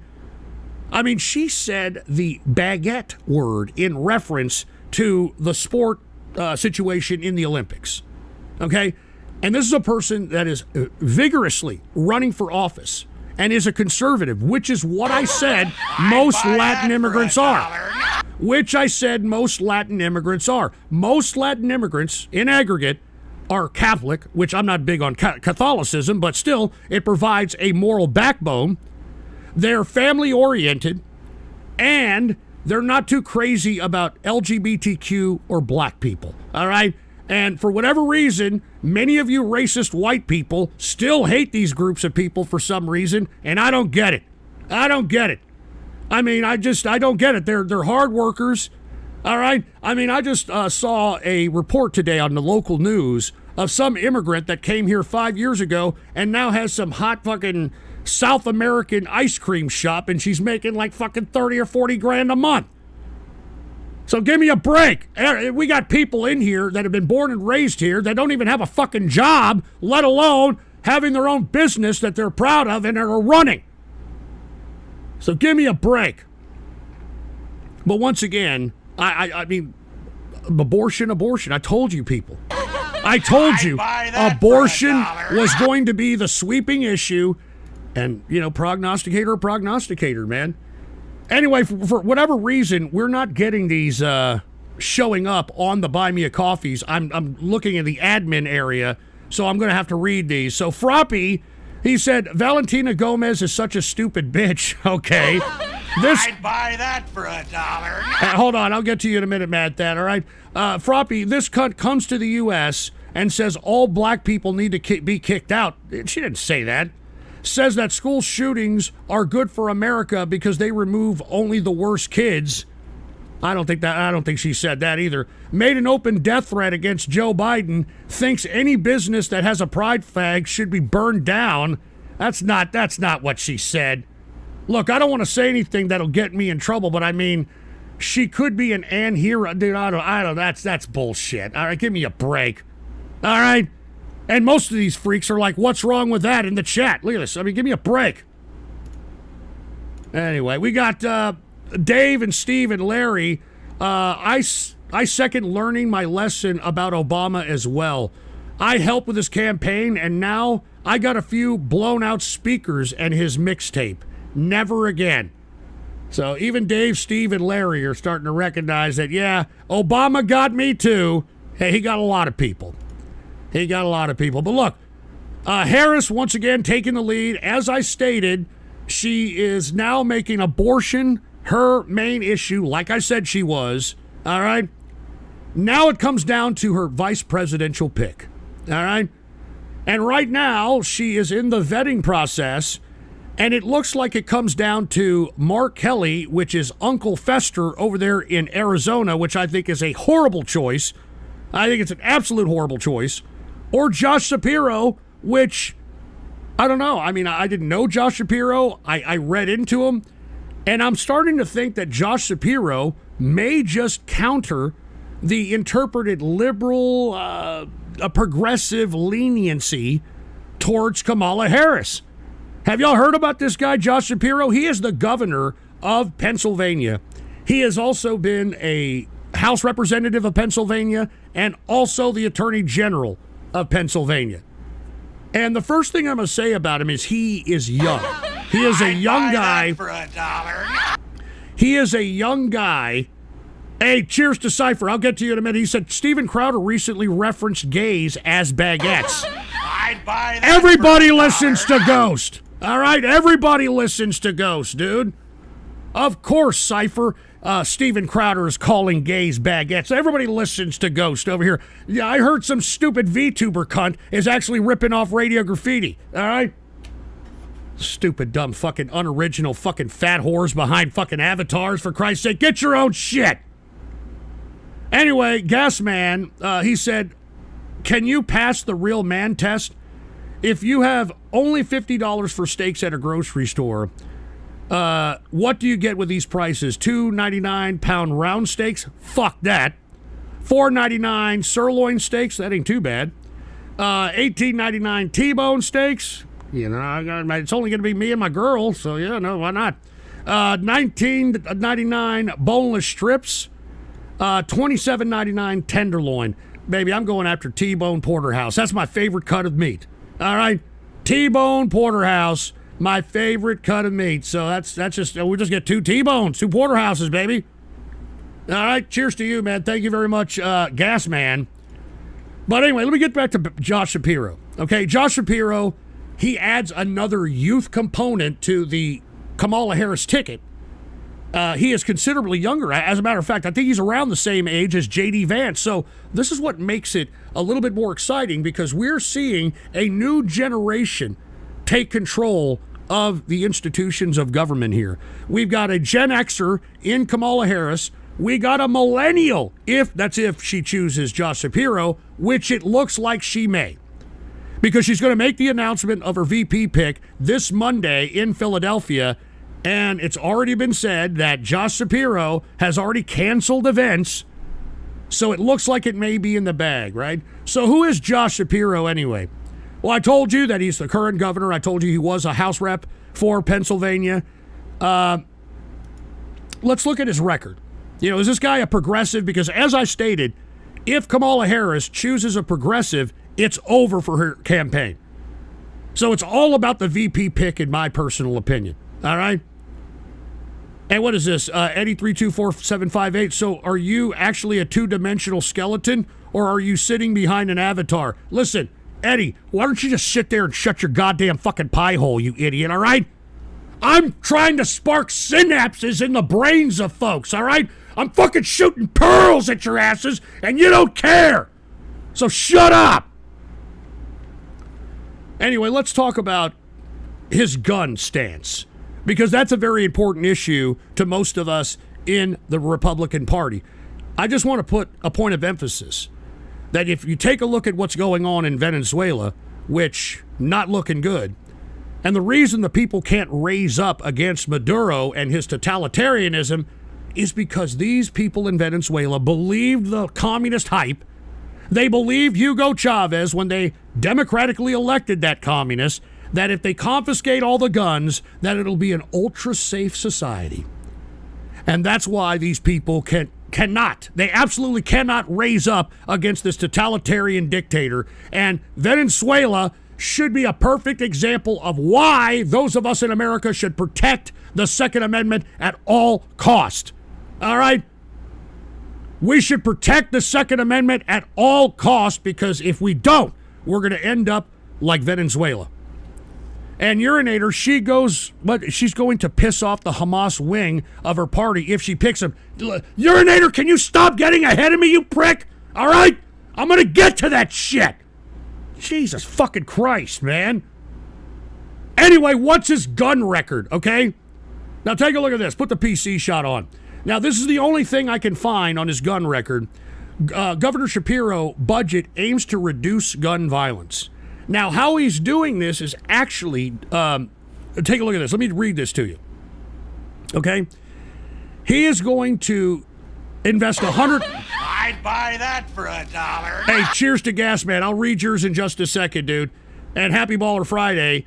The governor hopes to invest $100 million into reducing gun violence, with $37.5 million of those dollars specifically for resources into gun violence investigation and prosecution here in Pennsylvania. So what does that mean? That he wants to put emphasis on local law enforcement and to increase their clearance rates when it comes to prosecution.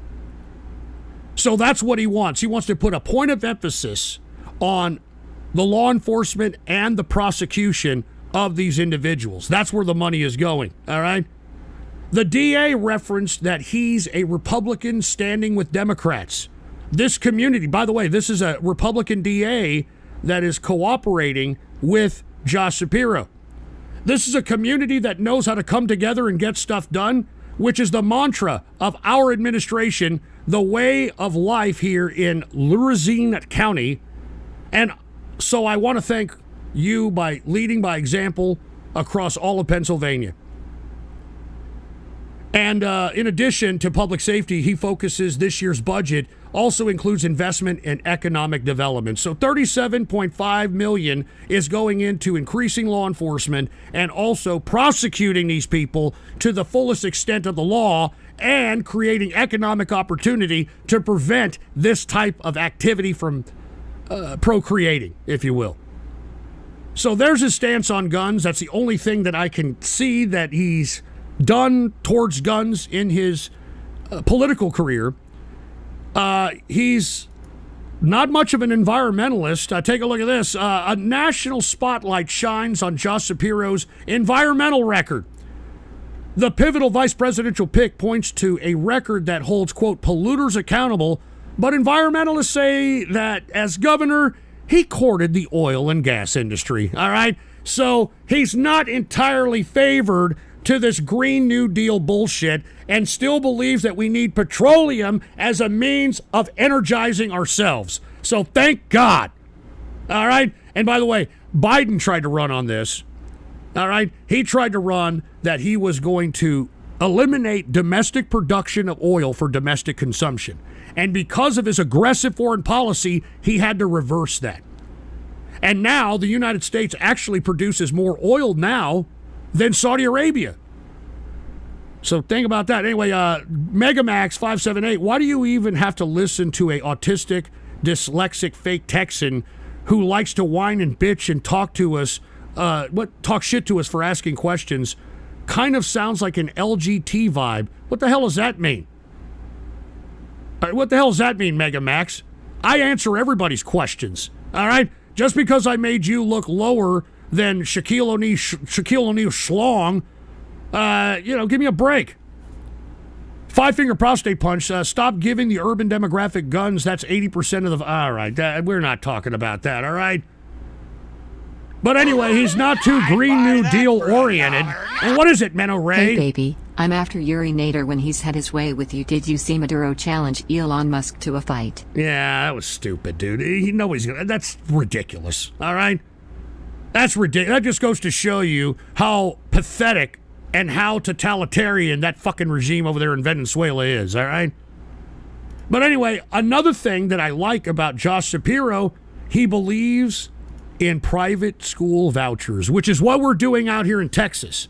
Out here in Texas, we're slowly trying to erode the public education system. How we did that the first thing we did in Texas law, state law, is we allowed school choice. And when we allowed school choice out here in Texas under the tutelage of Greg Abbott, all of a sudden you had all the folks that were in bad schools wanting to get the hell out of there and go to the good schools. And the bad schools were left with not too many students in those seats, so they had to close down. So what we're having right now is a massive amount of closing down of public education schools. All right?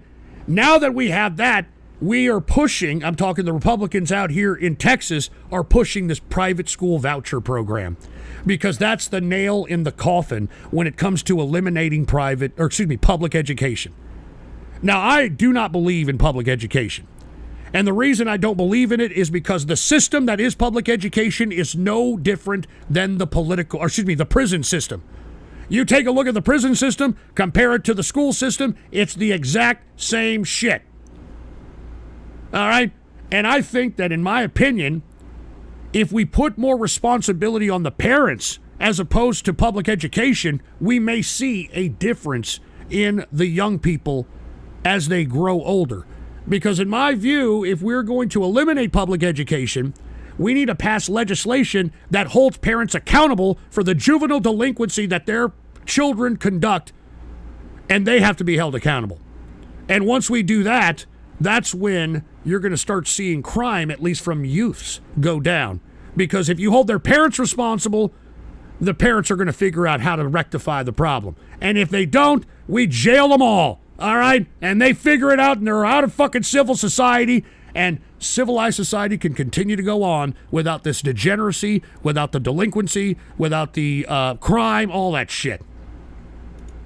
All right? So that's why, Shapiro, now that we're going to get back to Shapiro, he looks like a guy that can offset, as I stated, the interpreted optics of progressiveness by Kamala Harris. And guess what? This is another reason why I like Josh Shapiro. Take a look at this. Progressives sound alarm as Shapiro's VP stock rises. You see, I love this. I love that the progressives are a little apprehensive. They don't like Josh Shapiro, and that's what this Kamala Harris campaign needs.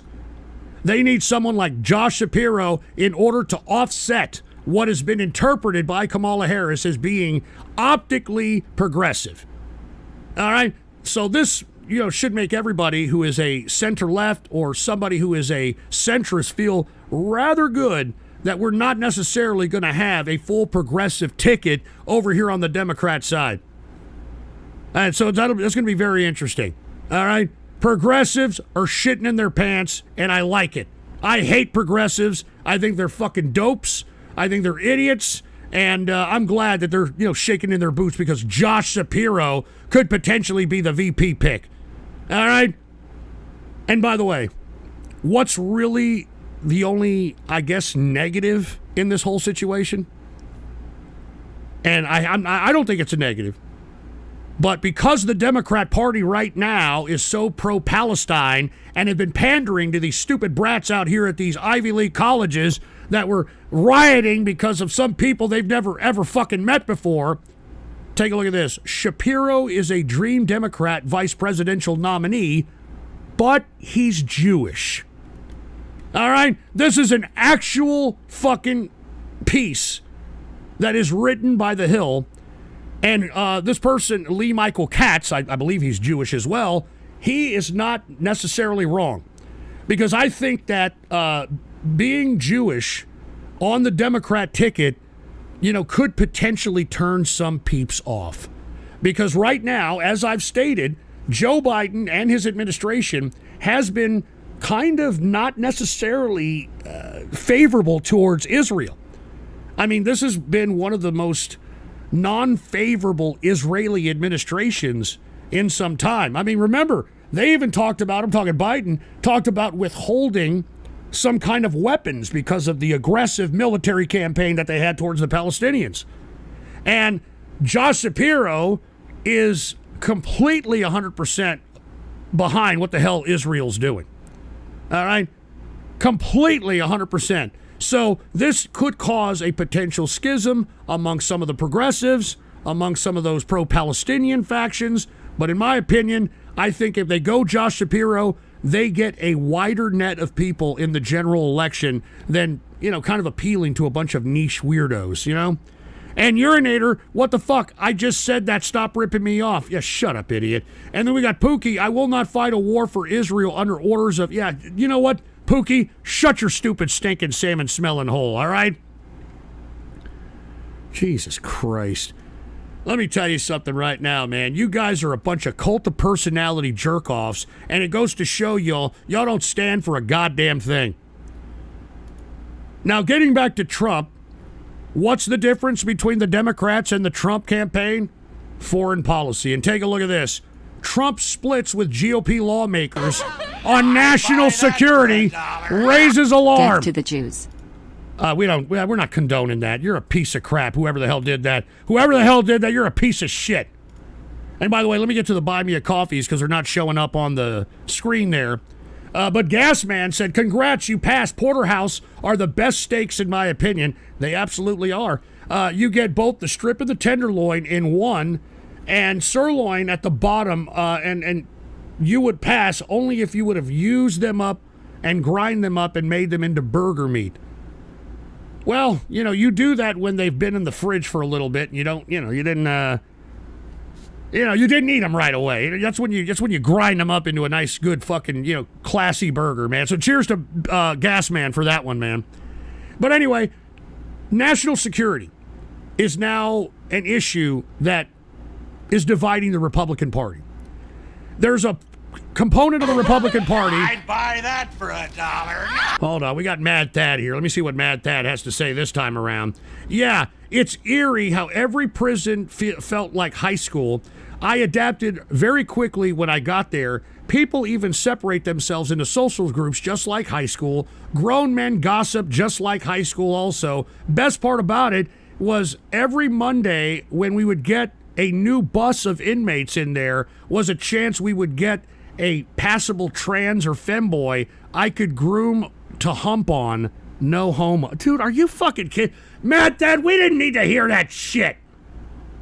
All right? We didn't need to hear that shit. All right, folks. You know what? Where's my pipe? Jesus Christ, it's a Baller Friday over here. I'm trying to, convey some ideas in order to spark synapses in the brains of folks. And all I'm getting is a bunch of jerk-offs, like, talking about their femboy experiences in prison or some shit, all right? Jesus Christ. I'm sorry, folks. We're going to get back to this, all right? We're going to transition from here into foreign policy because, this is the transitional portion from domestic politics into foreign policy, all right? So let's go ahead. Where's this? Oh, yeah. I have to call the Mexican kid that sells candy apples on the corner in order to get me a new strain of tobacco. I'm still... I'd buy that. The hell is this? Zog. Bombs dropping at Syrian border. IRGC mobilizing. More bombings at Lebanon. All right, yeah, you're doxing some idiot, you dumb moron. All right, give me a break. Stop doing that crap, all right? If you're going to text-to-speech something, man, make sure it's something positive or a question or some kind of crap like that, man. You make my serious show look like a circus sideshow, and I don't fucking appreciate it, dude. All right? I don't fucking appreciate it one fucking bit. Stupid son of a bitch. All right, anyway, I still got this strain that I had from the last time I talked to you guys. It's called Mary Cone, all right? So anyway, I want to say cheers and happy Baller Friday to everybody out there who is listening to the True Capitalist Radio broadcast. And once again, spread this show across the internets and throughout the world. All right? So cheers. Let's go ahead and take a smoke. Happy Baller Friday. Gotta hold it in, let it hit the brain, all right? Hold it in, let it hit the brain. That's better. All right, that's better. Anyway, Trump splits from GOP on national security. Why? Because Trump, for whatever reason, loves Putin. I don't know what Putin has on him. I don't know what he loves about Russia. I don't get it. But they are in opposition towards that, and they are in opposition towards how he wants to direct his foreign policy. I'd buy that for $1. Hold on, wait a minute. We got J-Sev in the house. And J-Sev said, 10 years from now, when you get robbed by some kid who can't read, let alone spell, the word felon, I hope you will tell yourself, hey, at least we ended public education. Ghost is a psyop. Hey, look, J-Sev, why do you think that we need public education in order to have decent people in this country? At the beginning of our country, of our nation, all right before the Revolutionary War, everybody knew how to read, and there was no public education. I mean, you could go and find the most isolated mountain man in the areas of the colonies, and not only could he read, he could also have a perspective and give you an idea on what he felt on politics and economics and that sort of thing. So I just can't believe that you people think, you're so programmed to believe that if some child doesn't go every single day and spend more time with some public educator than their actual family, that they're going to end up like some kind of a bad person, then give me a fucking break. All right? What citation needed? Dude, Benjamin Franklin was one of the richest guys in the colonies because he ran a printing press. You would not be able to run a printing press, let alone get rich off of it, if everybody didn't know how to read, you stupid fucking moron! Oh, God damn it, man. It's like you people didn't even go to American history.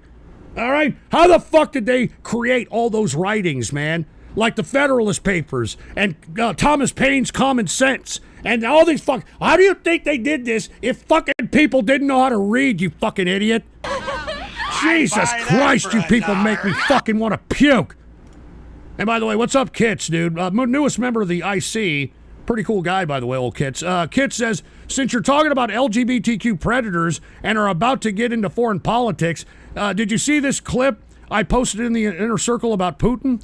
If you want my opinion, old Pooty Poo is a projecting sack of shit. He has no right to talk about child predators since he kissed a boy's stomach before. No wonder Peppermint Swirl simps for Russia. So, all right, we don't need to go there. And hold on, let's just take a look at what you're talking about here, Kicks. What is this? Let's see what he's got here. I'd buy that for $1. I'd buy that for $1. Breaking. Wild chimpanzees in Uganda observed eating medicinal plants to heal. Scientists analyzed 17 samples and found antibacterial and anti-inflammatory properties. Injured chimps recovered faster. highlighting the need to preserve these forests. Well, that actually was the first observable moment that chimps used something from the forest in order to aid themselves, which was just observed, and it's, pretty unbelievable phenomena. But anyway, here it is. Put the PC shot on. All right, this was courtesy of Kits Does a Flip. Cheers to Kits Does a Flip. Happy Baller Friday. Here it is. Let me go ahead and put this out here. All right. Now, I did tweet this, all right, because I have been saying this for some time, that this is a tenet that we need to go back to when it comes to grassroots conservatism. And it seems like, I don't know, maybe Vladimir Putin is listening to the broadcast. I don't know. Listen to this shit. Кстати говоря, мы толерантно достаточно относимся и к людям нетрадиционной сексуальной ориентации. Это мы просто не выпячиваем это и не считаем, что это правильно выпячивать. Пускай все живут, взрослые люди, как хотят. Никто их ни в чем не ограничивает. Но что касается детей, я уже много раз говорил. Детей I've told them many times, don't touch the kids. That's all. Это первое. А второе, мы все-таки, прежде всего, государство ориентируется на традиционные ценности. Вот и все. I mean, listen, it's almost as if Putin is listening to the broadcast, because that's exactly what I've been saying ever since the goddamn beginning of this whole campaign, ever since the damn primary. I've been saying that the Republicans need to go back to some semblance of morality. And we don't have to be some Billy Graham holier-than-thou kind of conservative. All right? We just need to go back to the grassroots, which is protecting children, shielding children, all right, from sexuality or sexual suggestion. And we need to universally back up that tenet of conservatism in the GOP. And if we don't, then we don't stand for shit.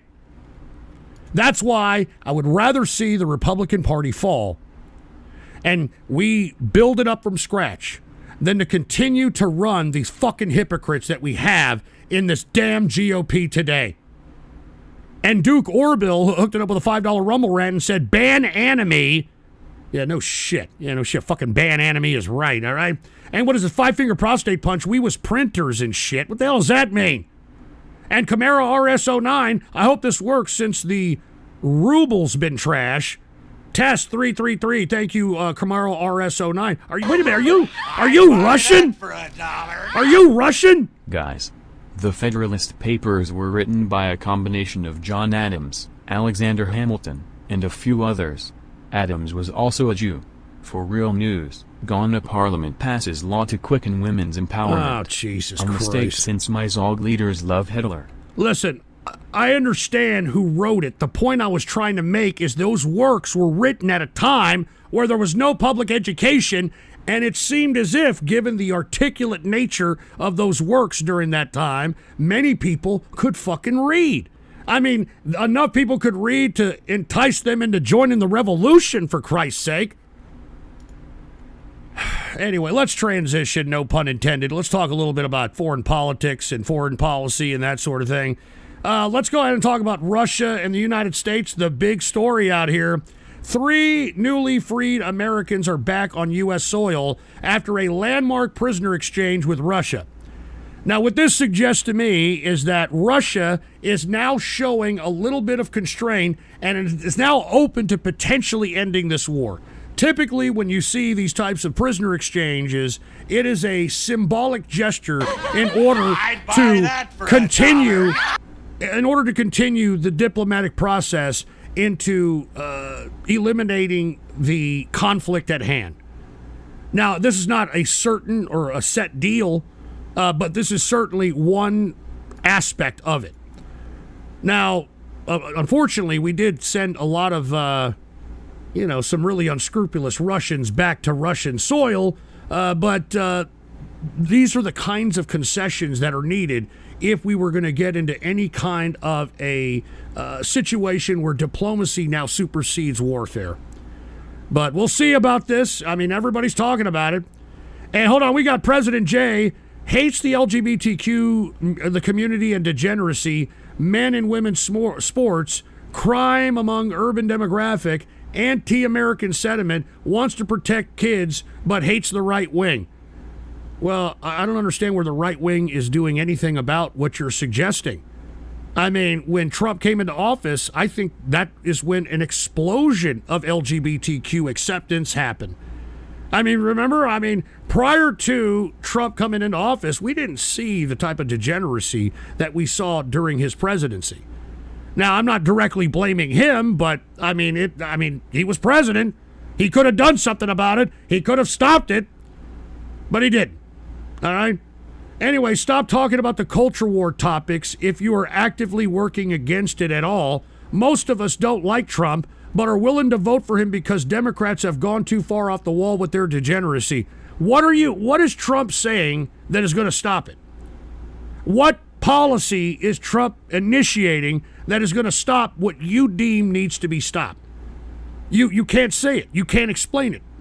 You can't say what policy he's going to stop. You know, we do shit out here in Texas. You know what we did out here in Texas? We made any kind of drag queen show illegal to show to anybody under the age of 18. All right? And we're now challenging that shit because you got these homosexuals who are trying to sue Texas into overturning that shit. All right?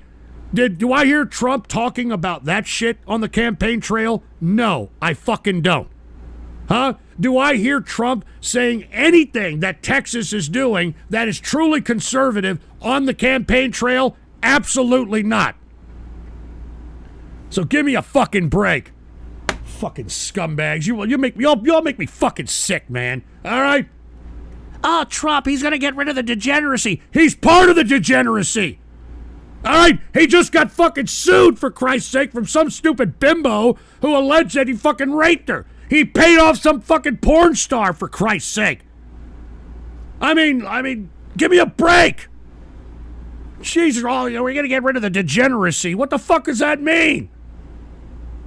Oh, yeah, President J. Trump said that he's going to ban men from women's sports. Oh, yeah? How come he didn't do it before? Huh?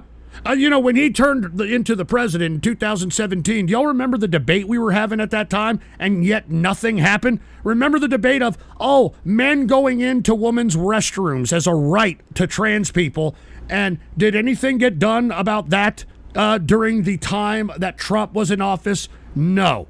All right? No. So go fuck yourselves with this bullshit that Trump's going to come in and be some anti-LGBTQ prick. You're fucking lying. And, tell me where he's been promoting some kind of policy where I can be shown I'm wrong. All right? If he wanted to do something about it, he should have done it back then when we had a Republican-dominated Senate and fucking House of Representatives. He didn't do it. He didn't fucking do it. So give me a break. And this time around, even if, God forbid, he does get elected president, I think that there's going to be a Democrat-dominated either Senate or House or both, and he's not going to be able to do a goddamn thing anyway.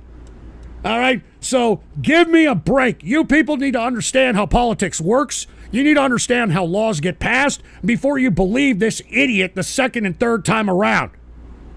Jesus fucking Christ, you people. This guy is saying everything, dude. He's saying anything in order to get idiots like you who don't actually know how the government works to go out and vote for him like an idiot. Give me a break. Trump said that he'll put a federal ban on HRT for minors. Oh, yeah? How is he going to do that?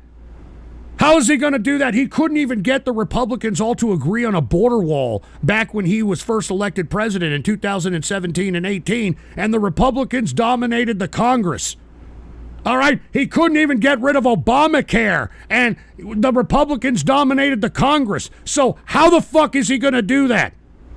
He can't. Jesus Christ, you people are idiots.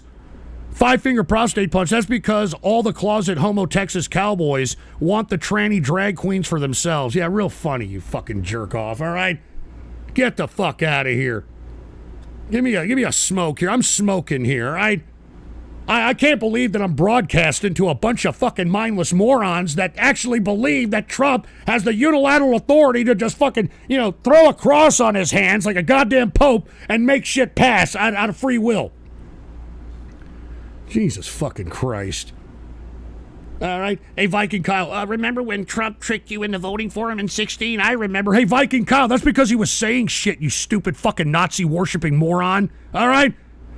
He was advocating something that I was advocating back in true conservative radio days, back in 08, 09, 2010, 2011, which was renegotiation of the trade deals. No other presidential candidate had ever talked about that shit. And he did. I mean, and that resonated with me. The fact that he was going to kind of negate the political institutions that many administrations put on a pedestal, like the United Nations and all these other fucking institutions. We were just going to back away from them, and he did it, okay, which I agreed with, okay? He reestablished a new way of taking it to these fucking countries that have been taking advantage of us for so long, all right? And he actually did it. All right, that's why I voted for him. Then, unfortunately, came COVID-19. And look, just like many of you idiots, all right, I tried to give him excuses. I tried to say, well, look, I mean, he's doing this against his will. You know, the fact that he put out or suggested hydroxychloroquine at the beginning of this whole COVID-19, I interpreted that at the time as him trying to show us, as trying to, look, it was all bullshit. It was all bullshit. The guy sold us out. He sold everybody out to Big Pharma. In my opinion, if you have a vax, I feel sorry for you. All right, I absolutely feel sorry for you because you believe the government. And I mean, aren't all the people that didn't get vaxxed, aren't they all supposed to be dead by now? Remember they told us, oh, if you don't get vaxxed, you're going to die. You're going to die. You're going to kill Granny and all that shit. That was Trump right there. That was Trump. So that's why I'm not, and look, I would have almost forgiven Trump if he would have came out after 2020. And if he would have said, look, I didn't know, it was fucking Fauci, you know, this was above my pay grade. I mean, this guy was there for 30 or 40 years. I thought he knew what he was doing. I thought this, I thought that. But no, the first thing he did right when he got out of office was do those silly-ass rallies and became a Pfizer salesman and told everybody to take a goddamn vax. All right, so go fuck yourself, all right, you fucking pieces of shit. Go fuck yourself. I ain't going to forgive that. If you forgive that, that's fine. If you're okay with all these adverse reactions that are happening to family members around you, all these died suddenly people, if y'all are okay with that, that's your fucking problem. I ain't. All right, I ain't gonna fucking do that shit. Anyway, let's continue and talking about Russia here, all right? Now, even though we had this prisoner exchange, all right, the war continues to go on. And take a look at this. Russia's largest oil refinery engulfed by fire. So the war continues, and even though you may have Vladimir Putin trying to take a victory lap because of this exchange of prisoners, in actuality, his damn economy is completely depleting. It's completely depleting, and all we have to do is just continue to stick it to this fucking prick. And this guy's going to fall just like the USSR. But if we allow Trump to come in and pull back the pressure that we have from Russia and allow Trump to trade again with Russia, this massive recession that's going into a depression will instantly become a boom cycle for the Russian economy, which will be in vast contrast to the American economy. I can tell you that right now. I told you at the beginning of this broadcast, it looks like we're headed into correction territory, and we ain't going to see any economic bump no matter who's elected. All right, no matter who's elected.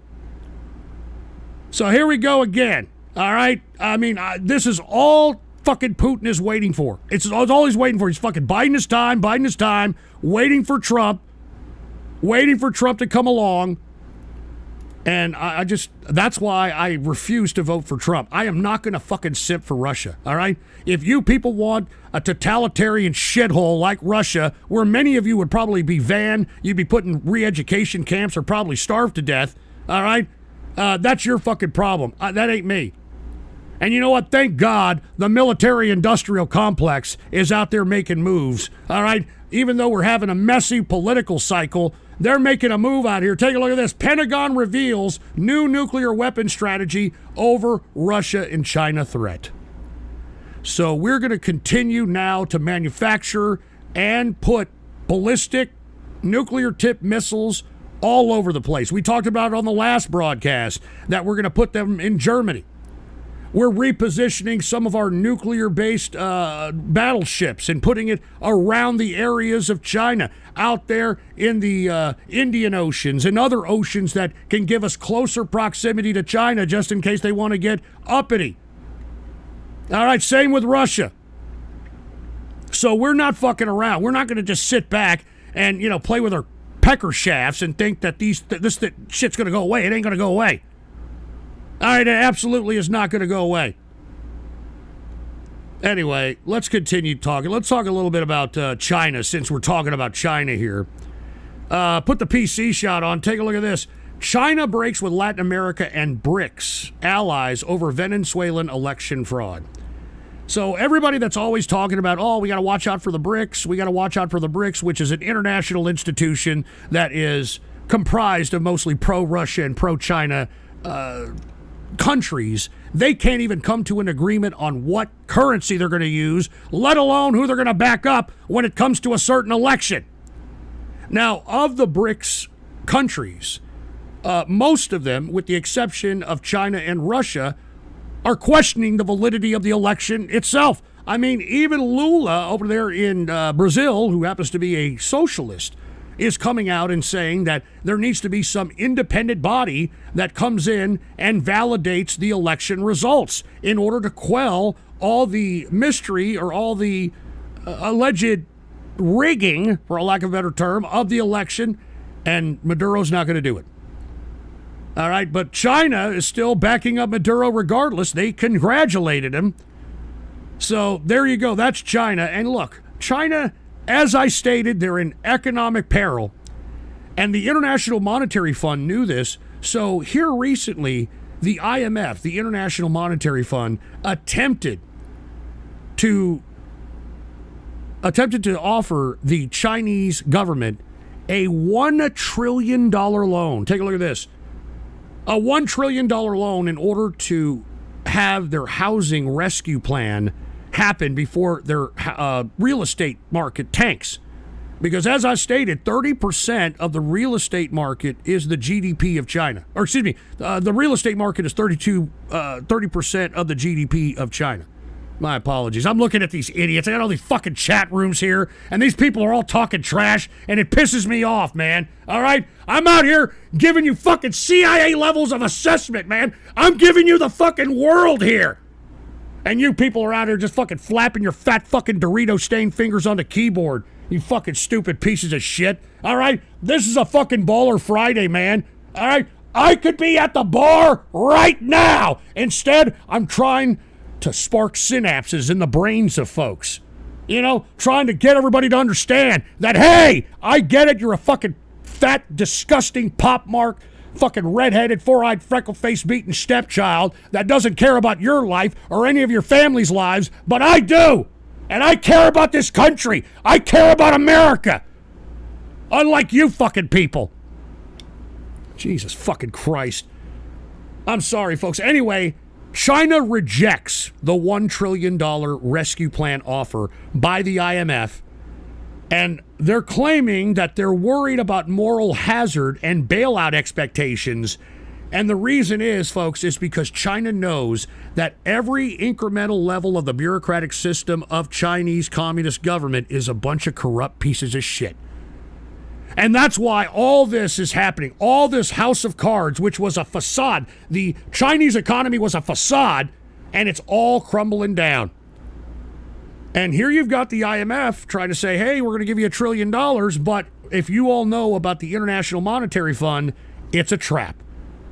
It's a trap because if you take a look at any of the International Monetary Fund's investments, it's usually a debt trap for mostly third world and emerging markets. And you see, China understands this. China's like, no, I don't want the $1 trillion. Because if they take that $1 trillion, they are now, at least a portion of their economy, the real estate portion of their economy, is now under the legal oversight of the IMF based upon this loan. So that's why they're rejecting it. And let me tell you, I think it's to their detriment because they're not going to figure out a way how to get themselves out of this situation. And at some point, the whole economy is going to collapse on each other, and it could jeopardize the entire communist government of China itself. And hold on, urinator with the Rumble rant. A trap. Now you're finally grabbing my attention. That's fucking great. You know what, man? I'm gonna fucking leave. All right, because I don't deserve this type of fucking garbage. All right, I don't deserve this shit, man. I'm out here trying to do everything I fucking can for you pricks. And look at Eddie, 324758, end show or no balls. Fuck you, all right? Fuck all of you talking shit. And Silverado, dude, what is it? 3 Pelosi, 3 Lowski? What the fuck does that mean? Fucking put down the pot or whatever the fuck you're smoking there, the Silverado, dude. And wait a minute, 5-finger prostate punch. You keep screaming that you're going to the bar. We all know you can't since they kicked you out for sexually harassing. Fuck you, dude. Are you kidding me? Any bar I go into, they treat me like I'm Norm from the fucking sitcom Cheers and shit. All right? Ghost, what's up, man? Yeah! The fuck are you talking about? And Megamax578, bro, just relax. We're chilling here, man. Look, I can't relax. Don't you understand that? We're in an election cycle. All right, for Christ's sake, man. America's future is on the table right now. We got a candidate that wants to bow down to China, that wants to bow down to Russia, that wants to bow down to North Korea, and I say that's fucking bullshit. Jesus Christ, man. Let me take a smoke, folks. I'm sorry. I know I'm getting a little off keister here, but I mean, it doesn't matter what fucking chat room you're in. Do you see these fucking useless pieces of piles of human protoplasm that are in here that are just being mesmerized by a cult of cheap personality? Jesus fucking Christ. Give me a smoke here. Please excuse me, all right? Anyway, gotta hold it in and hit the brain, all right? Anyway, China not doing too good, rejecting an IMF fucking loan. All right? And like I said, I don't blame them because they're going to be beholden to the IMF if they can't fucking pay it back. All right? Now, while that's happening, we're not fucking bowing down to China. All right? We're trying to show China that we're willing to go all the way if you don't fucking bow down. Take a look at this. China issued warning shot as U.S. sinks 820-foot ship with stealth explosives. And this is right in their neighborhood, right in their neck of the woods. We're blowing shit up right within their vicinity in order to show that, hey, China, you want to do something? You think that we're going to back down? We're not backing down, all right? This ain't Obama, all right? You're not going to sit there and continue to say that you're going to do this and you're going to do that. Hey, shit or get off the pot, boy, all right? Make a move. I dare you to make a move, China. I dare you to make a move. You are in no position, China, to be doing anything when it comes to confronting any nation state. Your one-child policy has screwed you, and the minute that you take a massive amount of casualties, your population at home is going to be completely demoralized. Completely demoralized. Anyway, what's going on? Camaro RS09. Sorry for earlier. My internet was being trash. Anyway, please pray because next week's going to be a pain since a family member is going to have surgery. Let's hope for the best outcome. Well, thoughts and prayers there, Camaro RS09. I hope that your family member comes out well and goes through a speedy recovery. Cheers to you, man. I hope everything goes all right. But like I said, we're not backing down from China. We're showing China that, hey, make a move, bitch. And doesn't seem like they want to make a move, for Christ's sake. And look, aside from us blowing up an 820-foot ship around them, take a look at this. U.S. advanced nuclear attack submarines inches closer to China. All right? So we're not backing down. All right? And this is what I like. I like this aggressive foreign policy. You know, during the Obama administration, you would always hear China talking all this shit, that they're going to nuke us, that they're going to nuke this and this. Same thing with Russia. They ain't talking that shit anymore. All right? They ain't talking that shit anymore, baby. All right? We're ready. We're ready for war. We're ready for war. That's what we're ready to do. We're ready for fucking war, baby. All right? And as I stated, once China and Russia are no longer superpowers in the international community, then America, once again, takes the new American century forward. America, boy. America. And oh, wait a minute. 5-finger prostate punch? Here's some cash for radio graffiti. Will you calm down now? That estrogen beer got you crazy like a woman. Look, first of all, I don't want to do radio graffiti, first and foremost, all right? And secondly, I'm pissed, all right? This is America, damn it. This is America. And I want America to take the whole fucking score. I don't want America to share the world stage with anybody. Fuck China. Fuck Russia. Fuck North Korea. Fuck them all. Fuck them all. Son of a bitch. And look at Pookie from 713. You're ready to dodge. Hey, you dodge. Yeah. Anybody that's out there that's claiming that they'll dodge a draft, if their number is called, get the fuck out of my country right now, you fucking treasonous bastard. All right? If you people are out here claiming that you're going to dodge the draft, then get the fuck out of my country. Get out. Get out now. Get the fuck out now.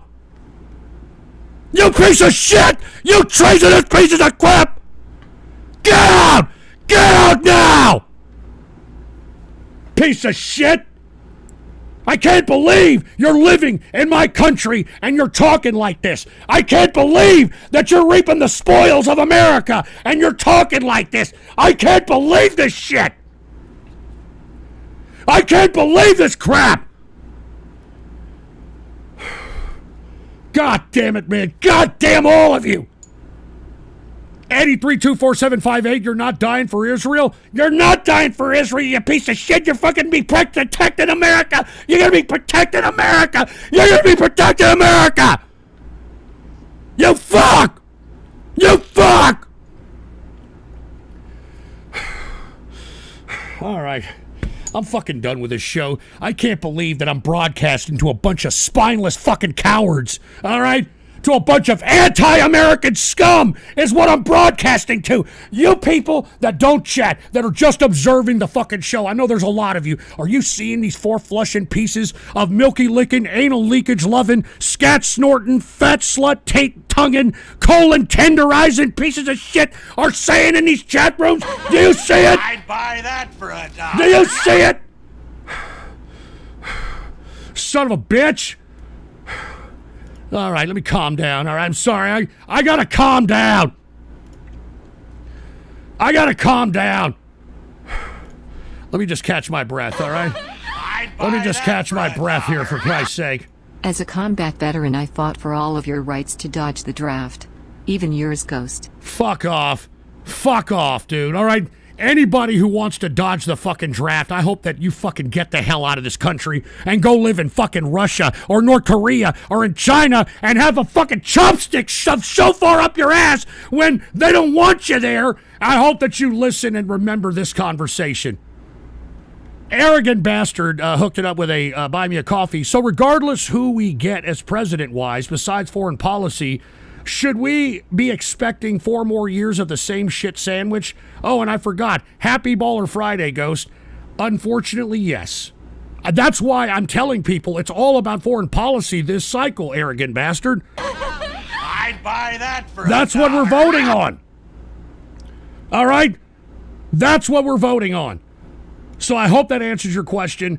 Cheers to you, arrogant bastard. Because outside of foreign policy, there is no difference, all right? And Megamax with a Rumble rant, drink my boy. I'm not fucking drinking, dude. Are you kidding me? Anyway, really makes you think, hooked it up with a buy me a coffee and said, I don't know why so many of your listeners are saying that they would dodge the draft. Autism is a condition that if you can get a 4F exemption on, it's not like they'd have to serve in the first place. No, we're sending autists into the front lines, all right? We're sending them, all right? I don't give a shit. We're sending them, and I don't give a fuck. We're sending them all. They're going to be the first line of Operation Meat Shield, all right? They're going to be the first line, And then once Operation Meat Shield has all been, eliminated, that's when we send in the real fucking tough assholes, all right? Type D3 to dodge the draft and leave a country that raised a disgusting deviant like Jag the Luxray. Oh, you That's fucking a D, piece then a of 3. shit. Then a You D, piece then a of 3. shit. Shut up. Shut the fuck up. Hey, what is this? Wraith636. Ghost, have a drink or I'm dodging. Dude, I don't want to have a fucking drink right now, all right? I'm not in a fucking drinking mood. I'm trying to be serious, man. Don't you understand that? I'm trying to be serious. Christ. All right, dude. I have more shit to talk about. I just want to fucking get out of here. All right? I deserve more respect than what the fuck I'm getting from you people. All right? I deserve more respect. Jesus fucking Christ. Oh, yeah, go drink. Go see that great fucking support system I got here. All right? Great fucking support system. Anyway, let's transition, no pun intended, to another issue here, all right? Let's talk about Israel, since you people love them so much, all right? Because Israel is kicking ass and taking names, all right? Not only have they done whatever they needed to do in Palestine, they have completely shut the fucking Houthis up, all right? One fucking attack completely nullified the Houthis. You don't hear shit from these pieces of shit anymore. And then, let me tell you something, this was pretty slick by the Mossad. They killed the Hamas leader inside the border of Iran, inside the capital, Tehran. And how did they kill him? Well, one of the Mossad operatives had smuggled a bomb into the guest house that would eventually house the Hamas leader whenever he would show up to Iran. And they just laid in wait. And once he was in there, they detonated it, and no longer do we have the leader of Hamas anymore. Now, this should be a very cause for concern for Iran, because this means that there's somebody within your apparatus that has enough authority to be able to do something like this. And it went right underneath your nose. Nobody knew about it. So come on, man. Anyway, what's going on? Burger91, been listening to you for over a decade. Once bought a $100 membership when you first released it.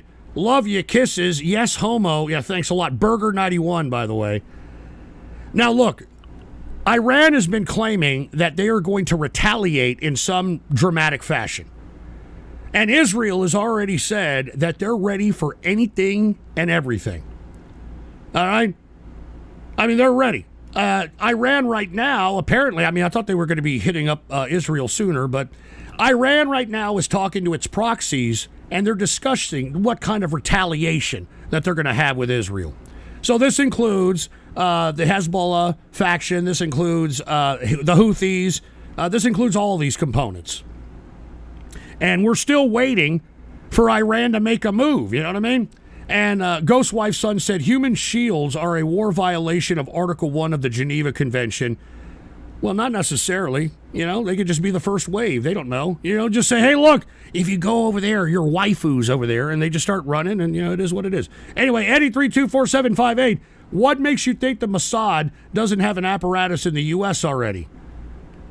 What was that supposed to mean? Maybe they do, maybe they don't, all right? That's why we have to step our game up in the black operative components of this game and make sure that we counteract that. Maybe it's all fun and games, maybe cloak and dagger shit.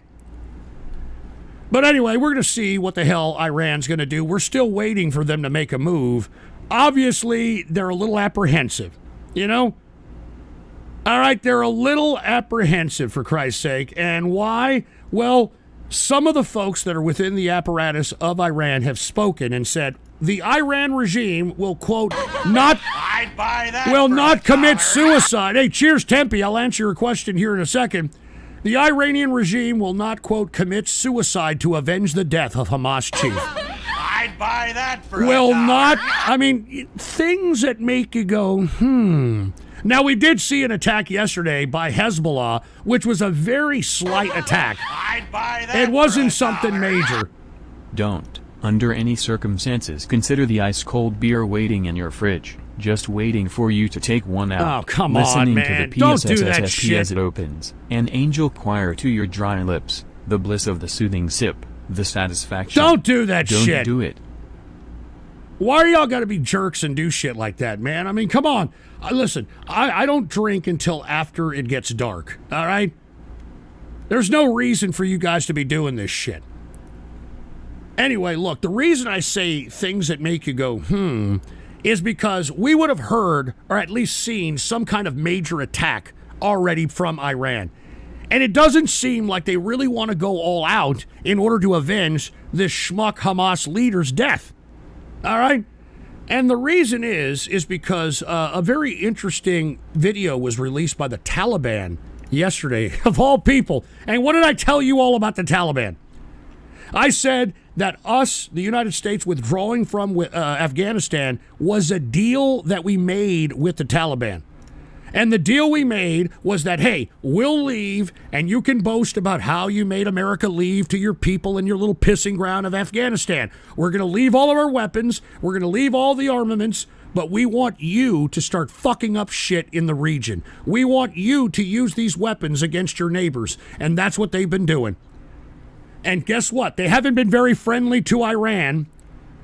And they put out this interesting video. And in it, they explain that they believe that the Ayatollah is responsible for assassinating the Hamas leader. All right? Now, obviously, they're speaking in some other language, but this is what they're discussing here. They're accusing Iranian's Ayatollah into assassinating the Hamas leader. Very interesting twist here. But it coincides with what I've been saying, right? It coincides with what I've been saying. This Taliban is now our terrorist satellite, and they're now going to take it to Iran. They've actually been taking it to Iran. I've been talking about this. All right, let me go ahead and refresh everybody's memory because I just don't think people, remember this. All right, but I've been trying to tell folks that Iran has been hitting up by U.S. weapons, for Christ's sake. And those U.S. weapons were courtesy of the United States. All right, I'm not even joking around. Let me go ahead and find that article here. Yeah, here it is right here. Put the PC shot on. The Taliban is fighting Iran with American weapons. And this was last year. All right, so the Taliban is doing exactly what we want them to do. And anytime they get uppity, that's why we have ISIS right there along their border around the Tajikistan area. Because whenever they decide that they want to get uppity, all we do is send in ISIS to blow up a governor or something over there. Guys, it's time for more beers. We have a fire sale of $5 a pop for no, a video we don't. and a $15 No, don't audio listen to donut this for fucking radio idiot. graffiti. Send them in while it's hot. God bless. It's time for the shekels to roll in. I'm only at $100 this show. Yeah. Let's double or triple it. Yeah, I'm only at $100. That's it, man. Dude, are you kidding? Can y'all cut the shit here? All right, cut the crap. But anyway, as I was stating, all right, everything is going to plan. I've been talking about this for a year or two, especially you folks that have been listening to me on YouTube. I've been talking about this for some time. All right, I've been talking about it for some time. And if you want my opinion, as soon as Iran hits up Israel, Israel is ready. All right. As a matter of fact, the United States is ready. Y'all hear about this? I mean, we're moving in assets in order to aid any kind of an attack. All right. When it comes to Iran attacking Israel in any capacity. All right. So we're ready. All right. Take a look at this. Put the PC shot on. U.S. prepares to counter Iranian attack on Israel within days. So this is all coming to plan like I've always said was going to happen. I said, and let me just play it again because I don't mean to be tooting my own horn here, but beep, beep. I said back, even last year, but the most recent time, which was Christmas of 2023, I said that we should use the aggression that Israel has towards Palestine and somewhat manipulate them into going into the realm of confronting Iran. And you see, folks, this is all going to plan. All right? I mean, I predict the future, baby. I'm sorry. You know what? I'm sorry. I got to toot my own horn here because I predict the fucking future, and it's happening, baby. All right, it's happening. I just want to remind everyone, I'm going to play the clip again. I don't care if you've heard it before. I don't give a shit, all right? I'm going to rub it in the faces of people, all right, because that's just the way it is. I'm going to rub it in the faces of you fucks because I'm tired of you people saying, Ghost, you're a fucking idiot and all this fucking troll shit. I'm telling you, I predict the fucking future. All right, play this shit, all right? Put the PC shot on, all right? On July 28th, I said, after this, which that's when Israel was attacking Lebanon and Hezbollah positions, I said, after this, then Iran, just like we planned it. And let's just play it again. Let's just play it. All right? If you want my opinion, I think that we should aid Israel, not because of this Hamas shit, but we should use them. We should try to navigate their motive and their determination away from Gaza and motivate it towards Iran. And I alluded to this last year, that we could use Israel as a means of confronting Iran. And once they begin confronting Iran, that's when, we get to some really serious business in the Middle East. And the whole reason why we would want that, because we want destabilization. I mean, what they've been saying about us, our enemies, is absolutely correct. I mean, we want destabilization. I mean, it's the whole proverbial how George Bush Jr. said, we're fighting them over there, so we don't have to fight them over here. You know what I'm saying? And Five Finger Prostate Punch said, so you're convinced those people to die? I'm not, fuck you. I didn't say that, asshole. All right, just shut your mouth. But take a look at this. The risk of a broader Middle East war is rising. All right, so I believe that if we were to aid Israel, or I wouldn't say aid Israel, I think that we need to somehow navigate Israel's determination away from what they have now done to Gaza and the Palestinians and go right into Iran and eliminate the problem of Iran for us. And I think that that's in the cards right now, if you want my opinion. It was in the cards when I said it even a year before this, and this was episode 674 of True Capitalist Radio, which was Christmas of 2023. All right?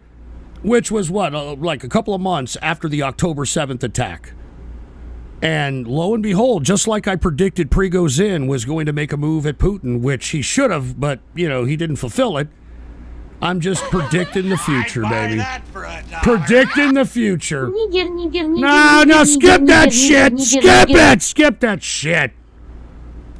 So, once again, the prognosticator of prognosticators strikes again, baby, all right? And what else did I say? If y'all remember the time I used to talk about this, I said the U.S. is going to aid with air support, and we're going to help the ground invasion with Israel with our troops in Iraq. And the reason that we have troops in Iraq is because we have a huge base there, and the Iraqis didn't want us to patrol in their country anymore because of the ISIS fighters that we were, supposedly taking out. So now that you got Iraqi forces attempting to try to nab these ISIS fighters themselves, it frees up our boys over there to go in, and let's fucking go into Iran. Fuck it, let's just do it now. All right, they're against the ropes. They're scared shitless. All right, I mean, we assassinated the damn head of Hamas inside Tehran, and they didn't even know how they did it. They don't even know how the bomb was smuggled in. That these guys are all living in fear, and I think that's what we got to do. So all we're waiting on right now is for the Ayatollah to make a move.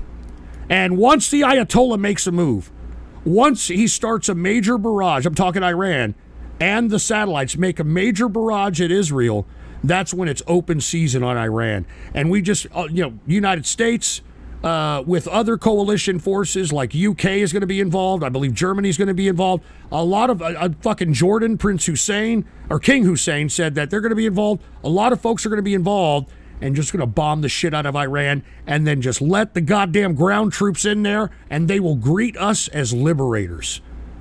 They would greet us as liberators. Everybody in the Iranian streets will be celebrating. It will be a historic event. and we will change the direction of those people who so badly want it to be changed. I mean, notice the people in this picture, they're all a bunch of old farts. They're all a bunch of old farts because their generation are all dead because of all the dumbass wars that these idiots conducted during their time in power. These are all the morons from the 79 revolution. They're all old, and most of the population of Iran are under the age of 25. All right? Under the age of 25. So that's why I'm saying they will be greeting us as liberators. And we're waiting. Dude, we're just waiting. Make a move, Ayatollah. Make a fucking move. We're waiting for you. All right? And look, we're not even fucking around. Look, the Israeli hackers have already hacked and attacked certain computing systems out there in Iran. Iran has now blocked the internet from getting anything in or out of Tehran. They're in complete and total, trying to figure out what they're going to hell do mode. All right, they don't understand what they're going to do. They don't know how they're going to attack. They don't know if they're going to attack. They don't know what the fuck's going to happen. And Eddie 324758, I'm not going to fucking say that Rumble rant, you sick bastard. All right, don't talk about my nephew. All right, you fucking piece of shit. What a bunch of crap, man. You know what? I think I should just fucking leave, dude. All right, I think I'm tired of this fucking shit.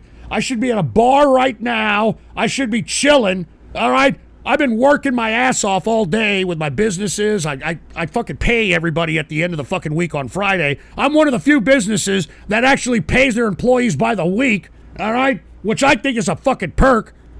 I can't believe people fucking get paid every 2 weeks. There's one schmuck that gets paid every month. Jesus Christ. But anyway, I had to do a whole bunch of shit today. I'm a little tired. It was fucking 110 fucking heat index out here in San Antonio, Texas, for Christ's sake. All right, give me a smoke. And I deserve more respect in this shit, man. I deserve more respect. I deserve more respect in the shit that I'm getting here, for Christ's sake, man. I'm providing substance upon substance upon substance upon everything that I say. And because many of you are either a cult of personality or complete and utter idiots, you refuse to even acknowledge the absolute prowess of intellectual curiosity that I am displaying on this internet, all right? And we got trolling the interwebs with a $10 Rumble rant. It's a good show so far. Well, thank you, trolling the interwebs. Cheers to you, and I appreciate it, man. I really do. All right? I mean, everybody, they're just not taking this shit serious. You know what I mean? Anyway, before I go, I do want to talk about one more thing before I go. Let's talk about Venezuela. Put the PC shot on. Unfortunately, oh shit, wrong guy. Hey, where did you come from? Where the hell did you come from? Hey man, I'm sorry, I didn't. Get the fuck out of here! Anyway, as I was stating before I got rudely interrupted here, all right? Masked assailants have now ransacked the opposition leader's headquarters as the post-election tensions mount in Venezuela, all right? So, once again, the opposition, and I agree that they won. I 100% agree that the opposition won. But because they can't do anything about it, nor can the people do anything about it, Maduro's just going to send his goons. He has the military, he's got the police, he also has the Chavistas, which I'm not too sure if you know what that is. The Chavistas are a rogue gang that are allowed to be armed, that are devoted to the Hugo Chavez variant of communism. And they're like kind of like the Waffen SS, type of thing. You know what I mean? Like a Waffen SS type of faction for Maduro. And because the people of Venezuela don't have any arms, they can't protect themselves, they can't do anything, they are forced to go and accept whatever the hell the state is going to impose on them. And this is a very unfortunate situation. I mean, Maduro needs to go. What's going to happen, unfortunately, if Maduro stays as leader, is we're going to get a whole new influx of Venezuelan refugees. Because that's the reaction that many Venezuelans are having now that the opposition has gone into hiding. The masked assailants has ransacked the headquarters. And unfortunately, many folks in Venezuela now that they're realizing that Maduro's not going to go away, they want to get the hell out of there. And it's going to cause even more of a situation in immigration than it already is, because these folks want to get the hell out of there. And this is why everybody should have an appreciation here in America for the Second Amendment. Because there's no way that the United States government would do anything like this.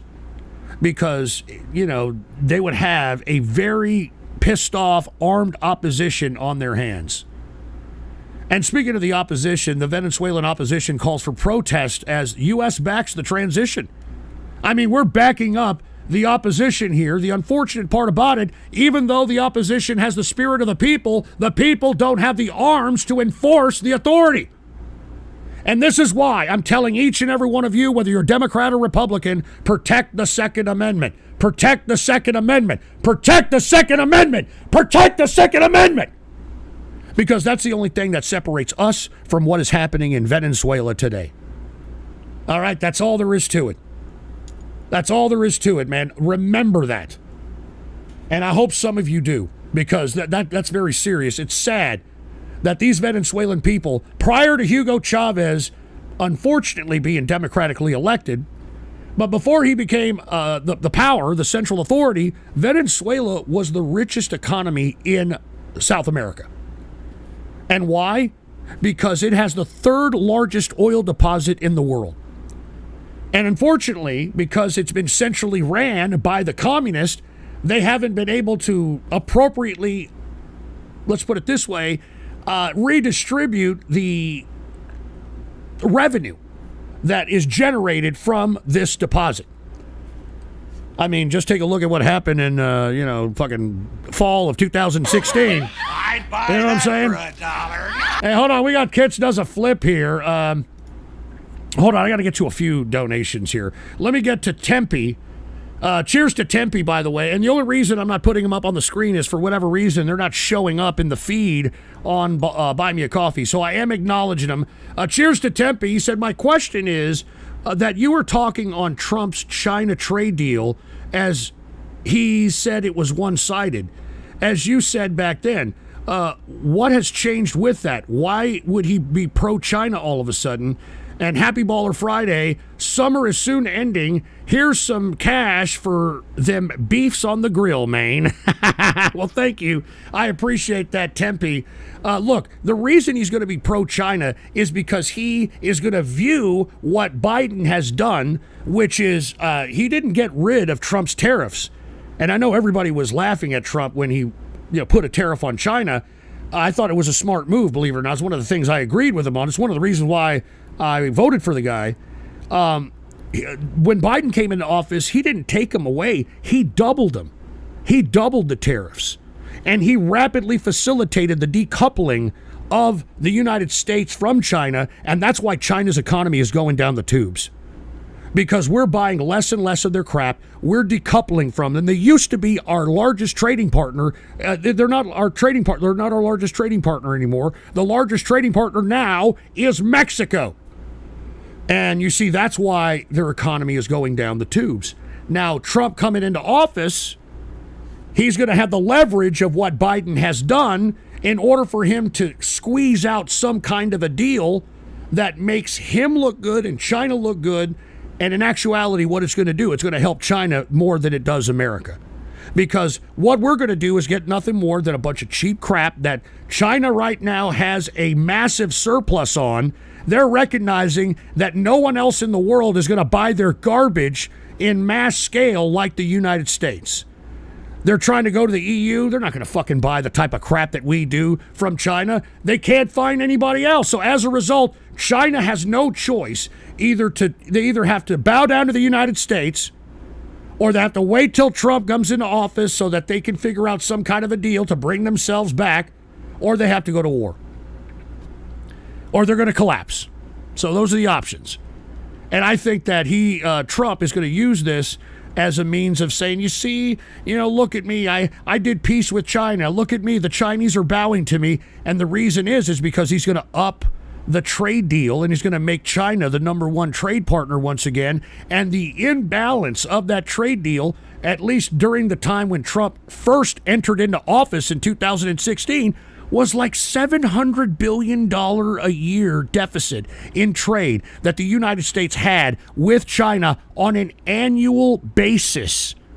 All right, let me repeat that again. We were sending, when Trump came into office in 16, okay, we were sending $700 billion a year in a trade deficit to China. So, of course, they were able to massively build these stupid skyscrapers and all this bullshit that they have in China in a rapid pace because they were taking all our money. And now that Trump put the tariff and Trump started the decoupling process and Biden facilitated and rapidly facilitated the decoupling process, that's why China is in the situation that it's in. That's why it's in the situation that it's in. And Duke Orville, do you think Nixon made a mistake going to China in the first place? It's a very good question, Duke Orville. The reason he went to China is because he needed to have some legacy, because he was being pursued because of the Watergate situation. And for all those that don't really know what the Watergate situation is, let's just put it this way. Richard Nixon hired CIA operatives to be his own personal henchmen in order to get dirt on the Democratic Party. Now, what these CIA henchmen did is they broke into the Watergate Hotel in order to try to get into the Democratic headquarters, which was located there at the time, to get secret files to get dirt on the opponents. And once they were busted, because they busted these guys doing it in mid-burglary, they all found that they were CIA operatives, and they all made the connection. It's a long story. Woodward and Bernstein were the journalists that forced Richard Nixon to resign. And there's a whole big story about that, but that's why he made the deal with China. He made the deal with China to make some kind of legacy when it comes to Richard Nixon and the economy of the United States and that sort of thing. So anyway, I mean, it's kind of hard to say if it was a good thing or a bad thing. I think initially it was good. I think initially, once China started opening up its economy to us in the 90s, I mean, if you take a look at China back in like 1990, 1991, you take a look at video from China, Beijing, everybody was riding a bicycle and wearing one of those coolie hats. Every single one of them. All right? And from that time, and take a look. I mean, I'm pretty sure you can find some YouTube footage of China back in 1990, 1991, all a bunch of bicycles. There was no cars in the street. Nothing. There was no technology. It looked like a third world country. We allowed them into the World Trade Organization. They used communism to extort slave labor, dare I say, of their people to manufacture cheap products in order to sell to us, which is why our materialistic lifestyle changed dramatically. I'd buy that for $1. All right, changed dramatically. So I hope that explains it there, Duke Orville. And cheers to you, man. I appreciate it. Here, let me get to these other Buy Me a Coffees. Mad Thad, no, I'm dodging necessary from me. No dodging necessary from me. And also, you skipped one of my coffees, the one with the YouTube link on it. All right, let me take a look at it. Let me see. Where are you at? There was one with a YouTube link on it. My bad, dude. I'll get to it. Here it is right here. No, it says no homo. I didn't get to that. Which one? Here, let me see this one. Is it? Here it is. Of course she's filled up in Atlanta Arena. It's 90% gay N-words out there. This is the kind of people you are backing. This is their outreach to black America, especially the gay ones. Put the PC shot on, engineer. Okay, I didn't see that one. We're going to go ahead and take a look at it. Mad Thad wants me to take a look at this. So let's take a look at what Mad Thad wants me to take a look at. What is this? These are the type of people that I'm catering to, he says. All right, put the PC, or what Kamala's catering to, my bad. What is this? BLK presents no voting, no vucking? What the hell does that mean? What is this crap? Trade checks, I think we got one. It's voting season, bruh. No voting, no love. Well, hey, hold on. Matt, you didn't know? Black is the new gay, baby. I mean, Nas X, and all this. I mean, black is the new gay. Remember D-Ray McKesson? That's what he said. That was his whole agenda back in 16. You remember D-Ray? You remember that, Brother D-Ray? I mean, it's all come to pass now, baby. It's all come to pass now, baby. No voting, no nothing. No voting, no fucking, no voting, no fucking, no voting. I mean, this is what we doing now, baby. This is the American culture. No nothing. No voting, no fucking, no voting, no fucking. BLK app looking for some action. Swagger homie stop what's Huh? This is the American culture now, Mad Dad. What are you talking about? To be determined. He got mad jokes. He don't seem broke. The only red flag, he said he don't vote. This midterms for all the single cute. Wanna hit this booty, gotta do your civic duty. No vote. Ah, gee, I'm not fucking playing the whole thing of this crap. Give me a break. But hey, why is everybody shocked? I mean, I was out here in 16. Y'all remember? We, the capitalist army, many of you that still listen to me, trolled D-Ray McKesson. You remember that? We would tweet at D-Ray McKesson during one of my live shows, or many of my live shows, and say, hey, you know, I would ask people to send them all kinds of messages about the capitalist army and shit, and anybody who sent them anything about the capitalist army went on ignore. Went right on ignore. And as I stated, that's what D-Ray McKesson wanted. He wanted black to be the new gay. And he accomplished that. So, I don't know. I mean, hey, with all due respect, Mad Thad, you've been donating saying, hey, go sin is in, sin is in. Why are you mad at that if sin is in? I mean, this should be right up your ass crack. No pun intended. Anyway, we got... Thank you either way. We can agree to disagree, Mad Thad, all right? Kits does a flip, says, no totally useless news. If you don't have any, here's another article I posted in the IC. Fucked up gross shit. Really? Hold on. Yeah, that actually looks pretty interesting there. Kits does a flip. I'll take a look at that here in a second. And then we got Tempe again. Cheers to Tempe. That movie about the whole thing was quite cool. The Nixon one. And by the way, that is a good one. You're talking about Nixon. Oh, Jesus Christ. I just spilled my fucking pie. God damn it. This shit's all over my fucking pants. Shit. God damn it. I hate that shit. I hate when that happens, man. I'm fucking doing all this fucking multitasking and all this other shit. Anyway, Tempe's absolutely correct. The movie Nixon, which is an Oliver Stone flick, it's rather a long movie, but it's a good movie and it'll tell you everything about what I just explained to you about Richard Nixon. Shut up in the chat! All right? That was all part of Tempe's plan. Just shut up, man. Look, these trolls are starting to piss me the fuck off, man. All right? And Mega Max win his radio graffiti. How about fuck you? How about that shit? You people have ruined my Baller Friday, man. I wanted to come here to True Capitalist Radio in order to convey some serious issues here, man. And it always devolves into some autistic fucking trolly bullshit. All right, you know what? Before I get to whatever I'm going to get to next, where's my fucking... Here's the tobacco, excuse me. Here's the tobacco. And like I said, the tobacco strain is called Mary Cone. All right, I get this from some Mexican kid that sells candy apples on the corner. All right, he's been pretty good to me for the past several years. All right, he's actually growing on up, man. But he says he doesn't want to get a real job because, I give him the freedom because I buy so much tobacco off of him. I give him the freedom to chill with his fucking Walita or whoever the hell that is all day long and take care of her stuff. So I'm providing economic opportunity to minorities. What the fuck are you people doing, huh? I'm providing an economic opportunity to a Mexican family over here. What are you people doing? Here, give me a smoke, all right? Does he pay taxes, Ghost? Hey, even if he doesn't pay personal taxes, he pays taxes every time he goes and gets himself a taco, all right? He goes and pays a lot of taxes when he goes and buys himself a cerveza, all right? And you know what? That's the thing about sales tax. I mean, it gets everybody who evades taxes, which is most of you people, because look, let's be honest, all right? The top 1% of America pays almost 70% of the income taxes. You know that? I'm not fucking joking around. The top 1% of America pays like almost 70 fucking percent of the taxes in this country. All right? So you should be kissing the 1%'s ass. Jesus fucking Christ. But no, I'm fucking the 1%. Shut up, all right?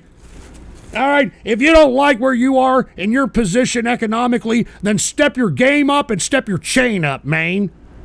Jesus fucking Christ. All right. Anyway, look, let me take a smoke here, and I'll get to totally useless news. What is it, belligerent Brian? What am I doing?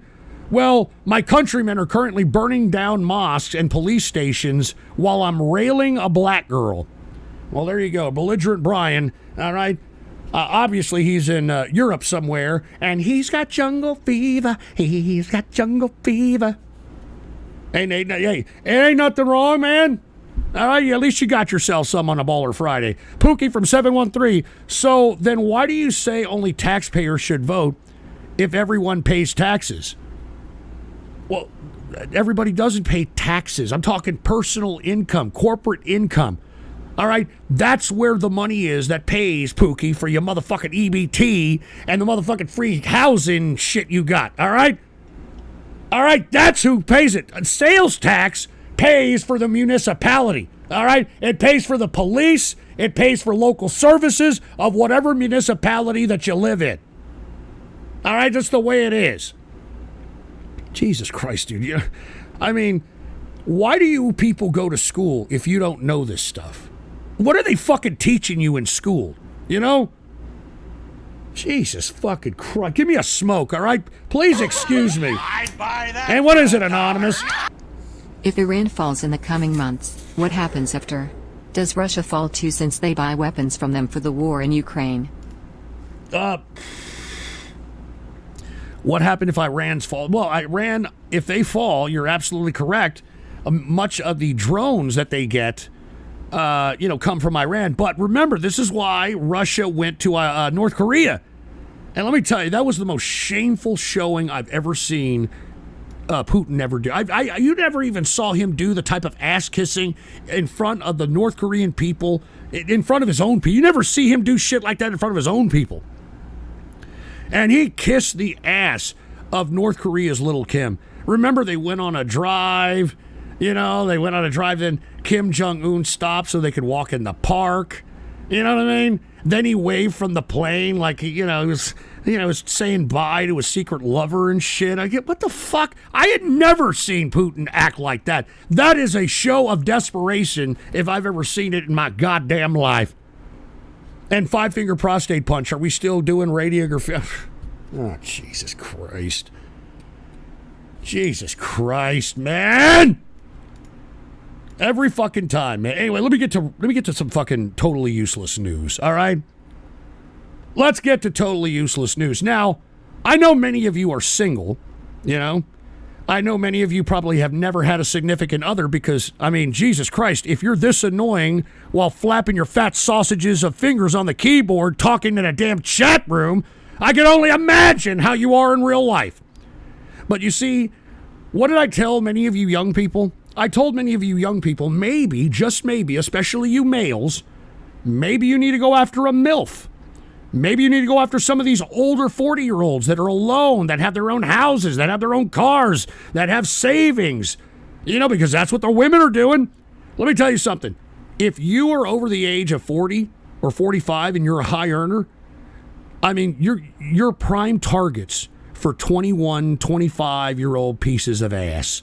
I'm not joking around, man. I am seeing a bunch of older gentlemen out here legitimately getting the best pieces of young tail just because they go out and take them shopping, just because they go out and appease their materialistic needs and that sort of thing. And I don't understand why some of you young gentlemen aren't doing well. It looks like you are. It looks like you are. Take a look at this. More younger men find themselves falling for older women and vice versa. This is where we're at. Now, look, I'm going to tell you older ladies out there, I know y'all are very excited because many of you older ladies are in your sexual peak. Your juices are flowing, you're ripened, and, you even want more multiple orgasmic pleasures more than you did when you were younger. Now, I get that this excites you. You're going to get a young man who can go all night, sexually satisfy you, all that crap. But I want to warn you, older women, that unlike men who find a young lady And because this older man can appease their materialistic needs, a lot of the times those women will stay with that man indefinitely. And they'll grow old until that old man dies, hoping that, he kicks her back something, that sort of thing. Young men won't do that, okay? Young men will not stay with an old bag. I hate to say it. I know it's unfair, ladies, all right? But you got some 20-something-year-old young buck, and you're in your, late 30s, early 40s, all right? As you approach 50 or 60, and this guy's in his prime, like fucking Don Johnson, 35, Miami Vice fucking look over here, he isn't going to sit around and, fuck around with your hot flashes on menopause and shit, All right? I mean, this guy's going to want to bang some fucking tail that, he can bang so hard, and, it'd probably break your hip. He wants to be, I mean, I'm just saying, older ladies that are out here partaking in this activity, do not think it's going to last forever, all right? Use it for a temporary Sibian.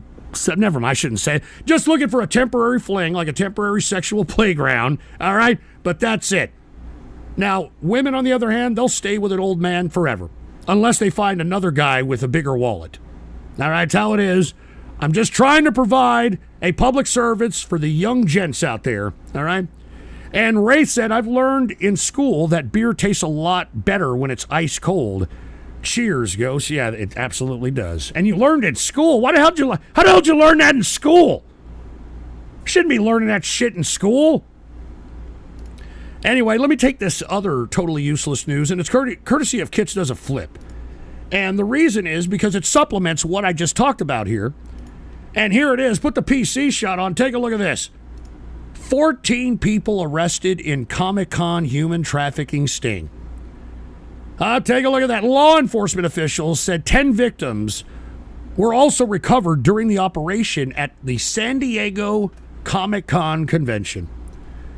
So, folks, you understand why I don't like this shit? It breeds this, beyond degeneracy. We were just talking about how young men banging an old MILF or, some young chick banging an old dude. And, that's just traditional coitus and, traditional natural feelings. When you start sexualizing, because that's what many of these fucking freaks do that are a part of these Comic Cons, Anime Cons, Pony Con, whatever the fuck it is, any kind of obsessive convention that relates to anything cartoony or even gaming, it's all complete and utter degeneracy. Especially the anime cons. Most times when you go to an anime con, you see males dressed up as females. All right? Not that's a good or bad thing. I'm just saying, this is where we're at. This is why we have so many single people. All right? And you know what's funny? Every one of these anime people that try to claim that, Ghost, there's chicks that go to anime con. They go to anime con because they know in real life, how they look like, they're like 3s and 4s. They make themselves look like some stupid anime character. They're 9s and 10s to you dumb anime dorks. And whenever you go up to them, they charge you to have a picture with them. They go out there to make money. All right? They're not there because they like the stupid fucking anime.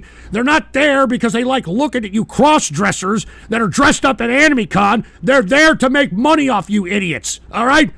No woman that looks attractive is going to genuinely like this at all, okay? They're doing it because you people are a grift.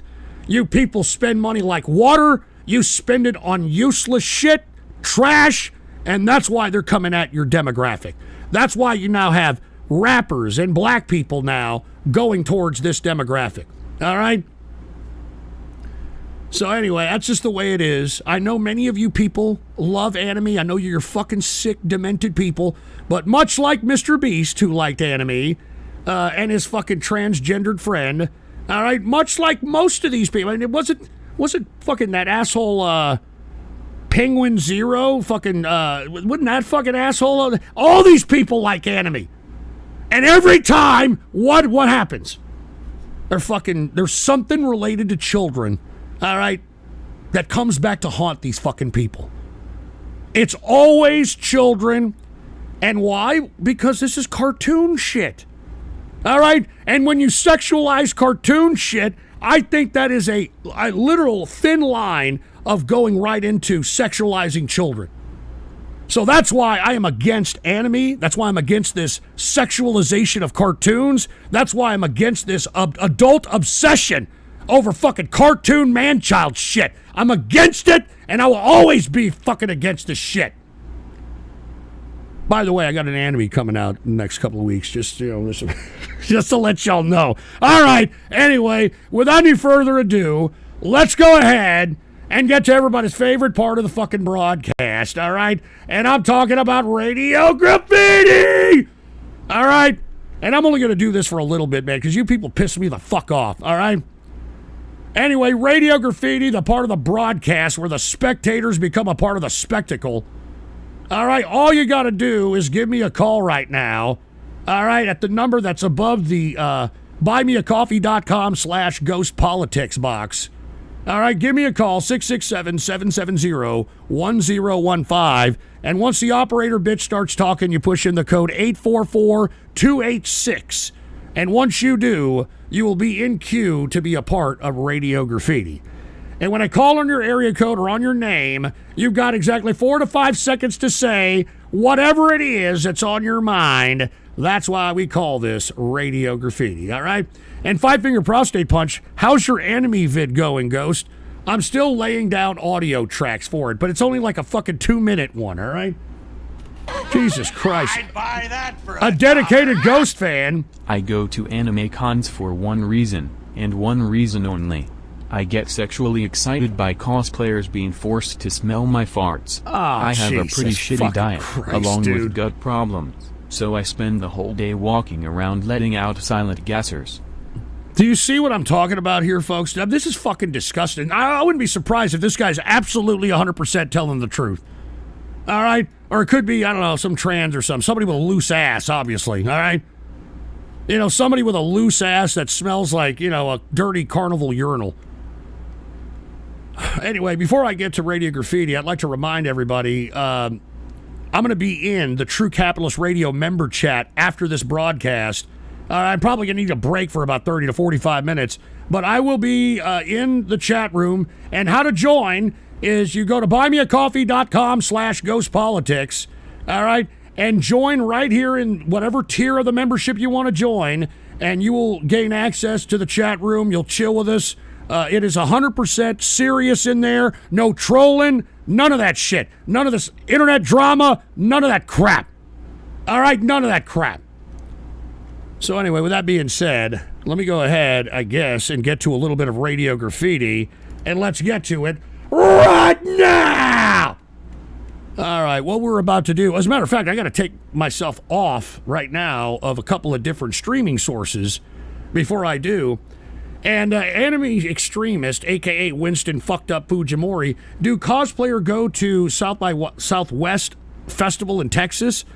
I've always wanted to go, and they're welcoming to my people. I think I'll be there. You're going to be there? Yeah, well, I don't care. I don't go to fucking that shit anymore. It's all a bunch of fucking tech companies, and it's all a bunch of overpriced shit is what it is. All right, let's go ahead. Let's go ahead and put this on, all right? You're about to... Oh, yeah, wait, hold on. Wait. I got to shut off the fucking other streams. My bad. All right? All right, what we're about to do is we're going to shut off the stream on YouTube, and we're going to shut off the stream on X, because these idiots like to get pretty vulgar, all right? But I want to say Happy Baller Friday to all the folks that are over there on YouTube. Happy Baller Friday to all the folks on X, and please spread the show around like wildfire. I may do a ghost show either Sunday or Monday. I don't know yet, all right? But follow me on X or Twitter, or whatever you want to call it, The Ghost Report, all one word, no underscores, The Ghost Report, all right? And also, no matter what happens to me on any social media platform, my official website is ghost.report, all right? And people are saying they want me to, I don't know, put in some links or something. Here, I'll put some links into, I guess this is the, oh, shit. Oh, God damn it. Hold on just a second. I fucked everything up, man. Jesus Christ. Don't say fucking boomer versus technology or I'm gonna fucking leave. I swear to Christ, you fucking idiots say boomer versus technology, I'm fucking leaving. I fucking swear to God. I swear to God. I swear to fucking God. I swear to fucking God. All right, I'm out of here. All right, I'm fucking gone. All right, I'm fucking out of here. Oh, you know what? Better yet, not only am I going to leave. Look, I'll tell you what. I'll tell you what I'm going to do. All right, I'm going to end YouTube. I'm going to end the stream on X, and I'm going to end the stream on Vaughn. All right? I hate those fucking idiots that are in that chat room over there. All right? I can't fucking stand them. All right? So I'm going to go ahead and end those. All right, let me go ahead and put in the link to the Rumble chat. All right? Because Rumble is fairly okay. So there's still shit talkers in there. All right? Let me go ahead and put in... Shut up! I'm going to put in the link there so everybody can kind of come and chill with us here. Here's the link over there on YouTube. Let's go ahead and do that. Here it is. Put that there. And let me go ahead, I guess, and go to X and drop it over there for all the folks that are over there on X. All right? And Megamax is telling me to chill. Look, I don't want to chill. All right? You chill. How about you fucking chill? How about that shit? Here, let me go ahead and post it in the X chat here. There it is. All right, there it is for the X chat. And I don't give a shit about the Vaughn chat, man. The Vaughn chat makes me want to fucking puke. All right. Anyway, for all you folks out there on the YouTube and X chat, cheers to all of you. All right? I'll see you next time. Once again, follow me on X and Twitter, The Ghost Report, all one word, no underscores. And until then, I'm out of here. Woo!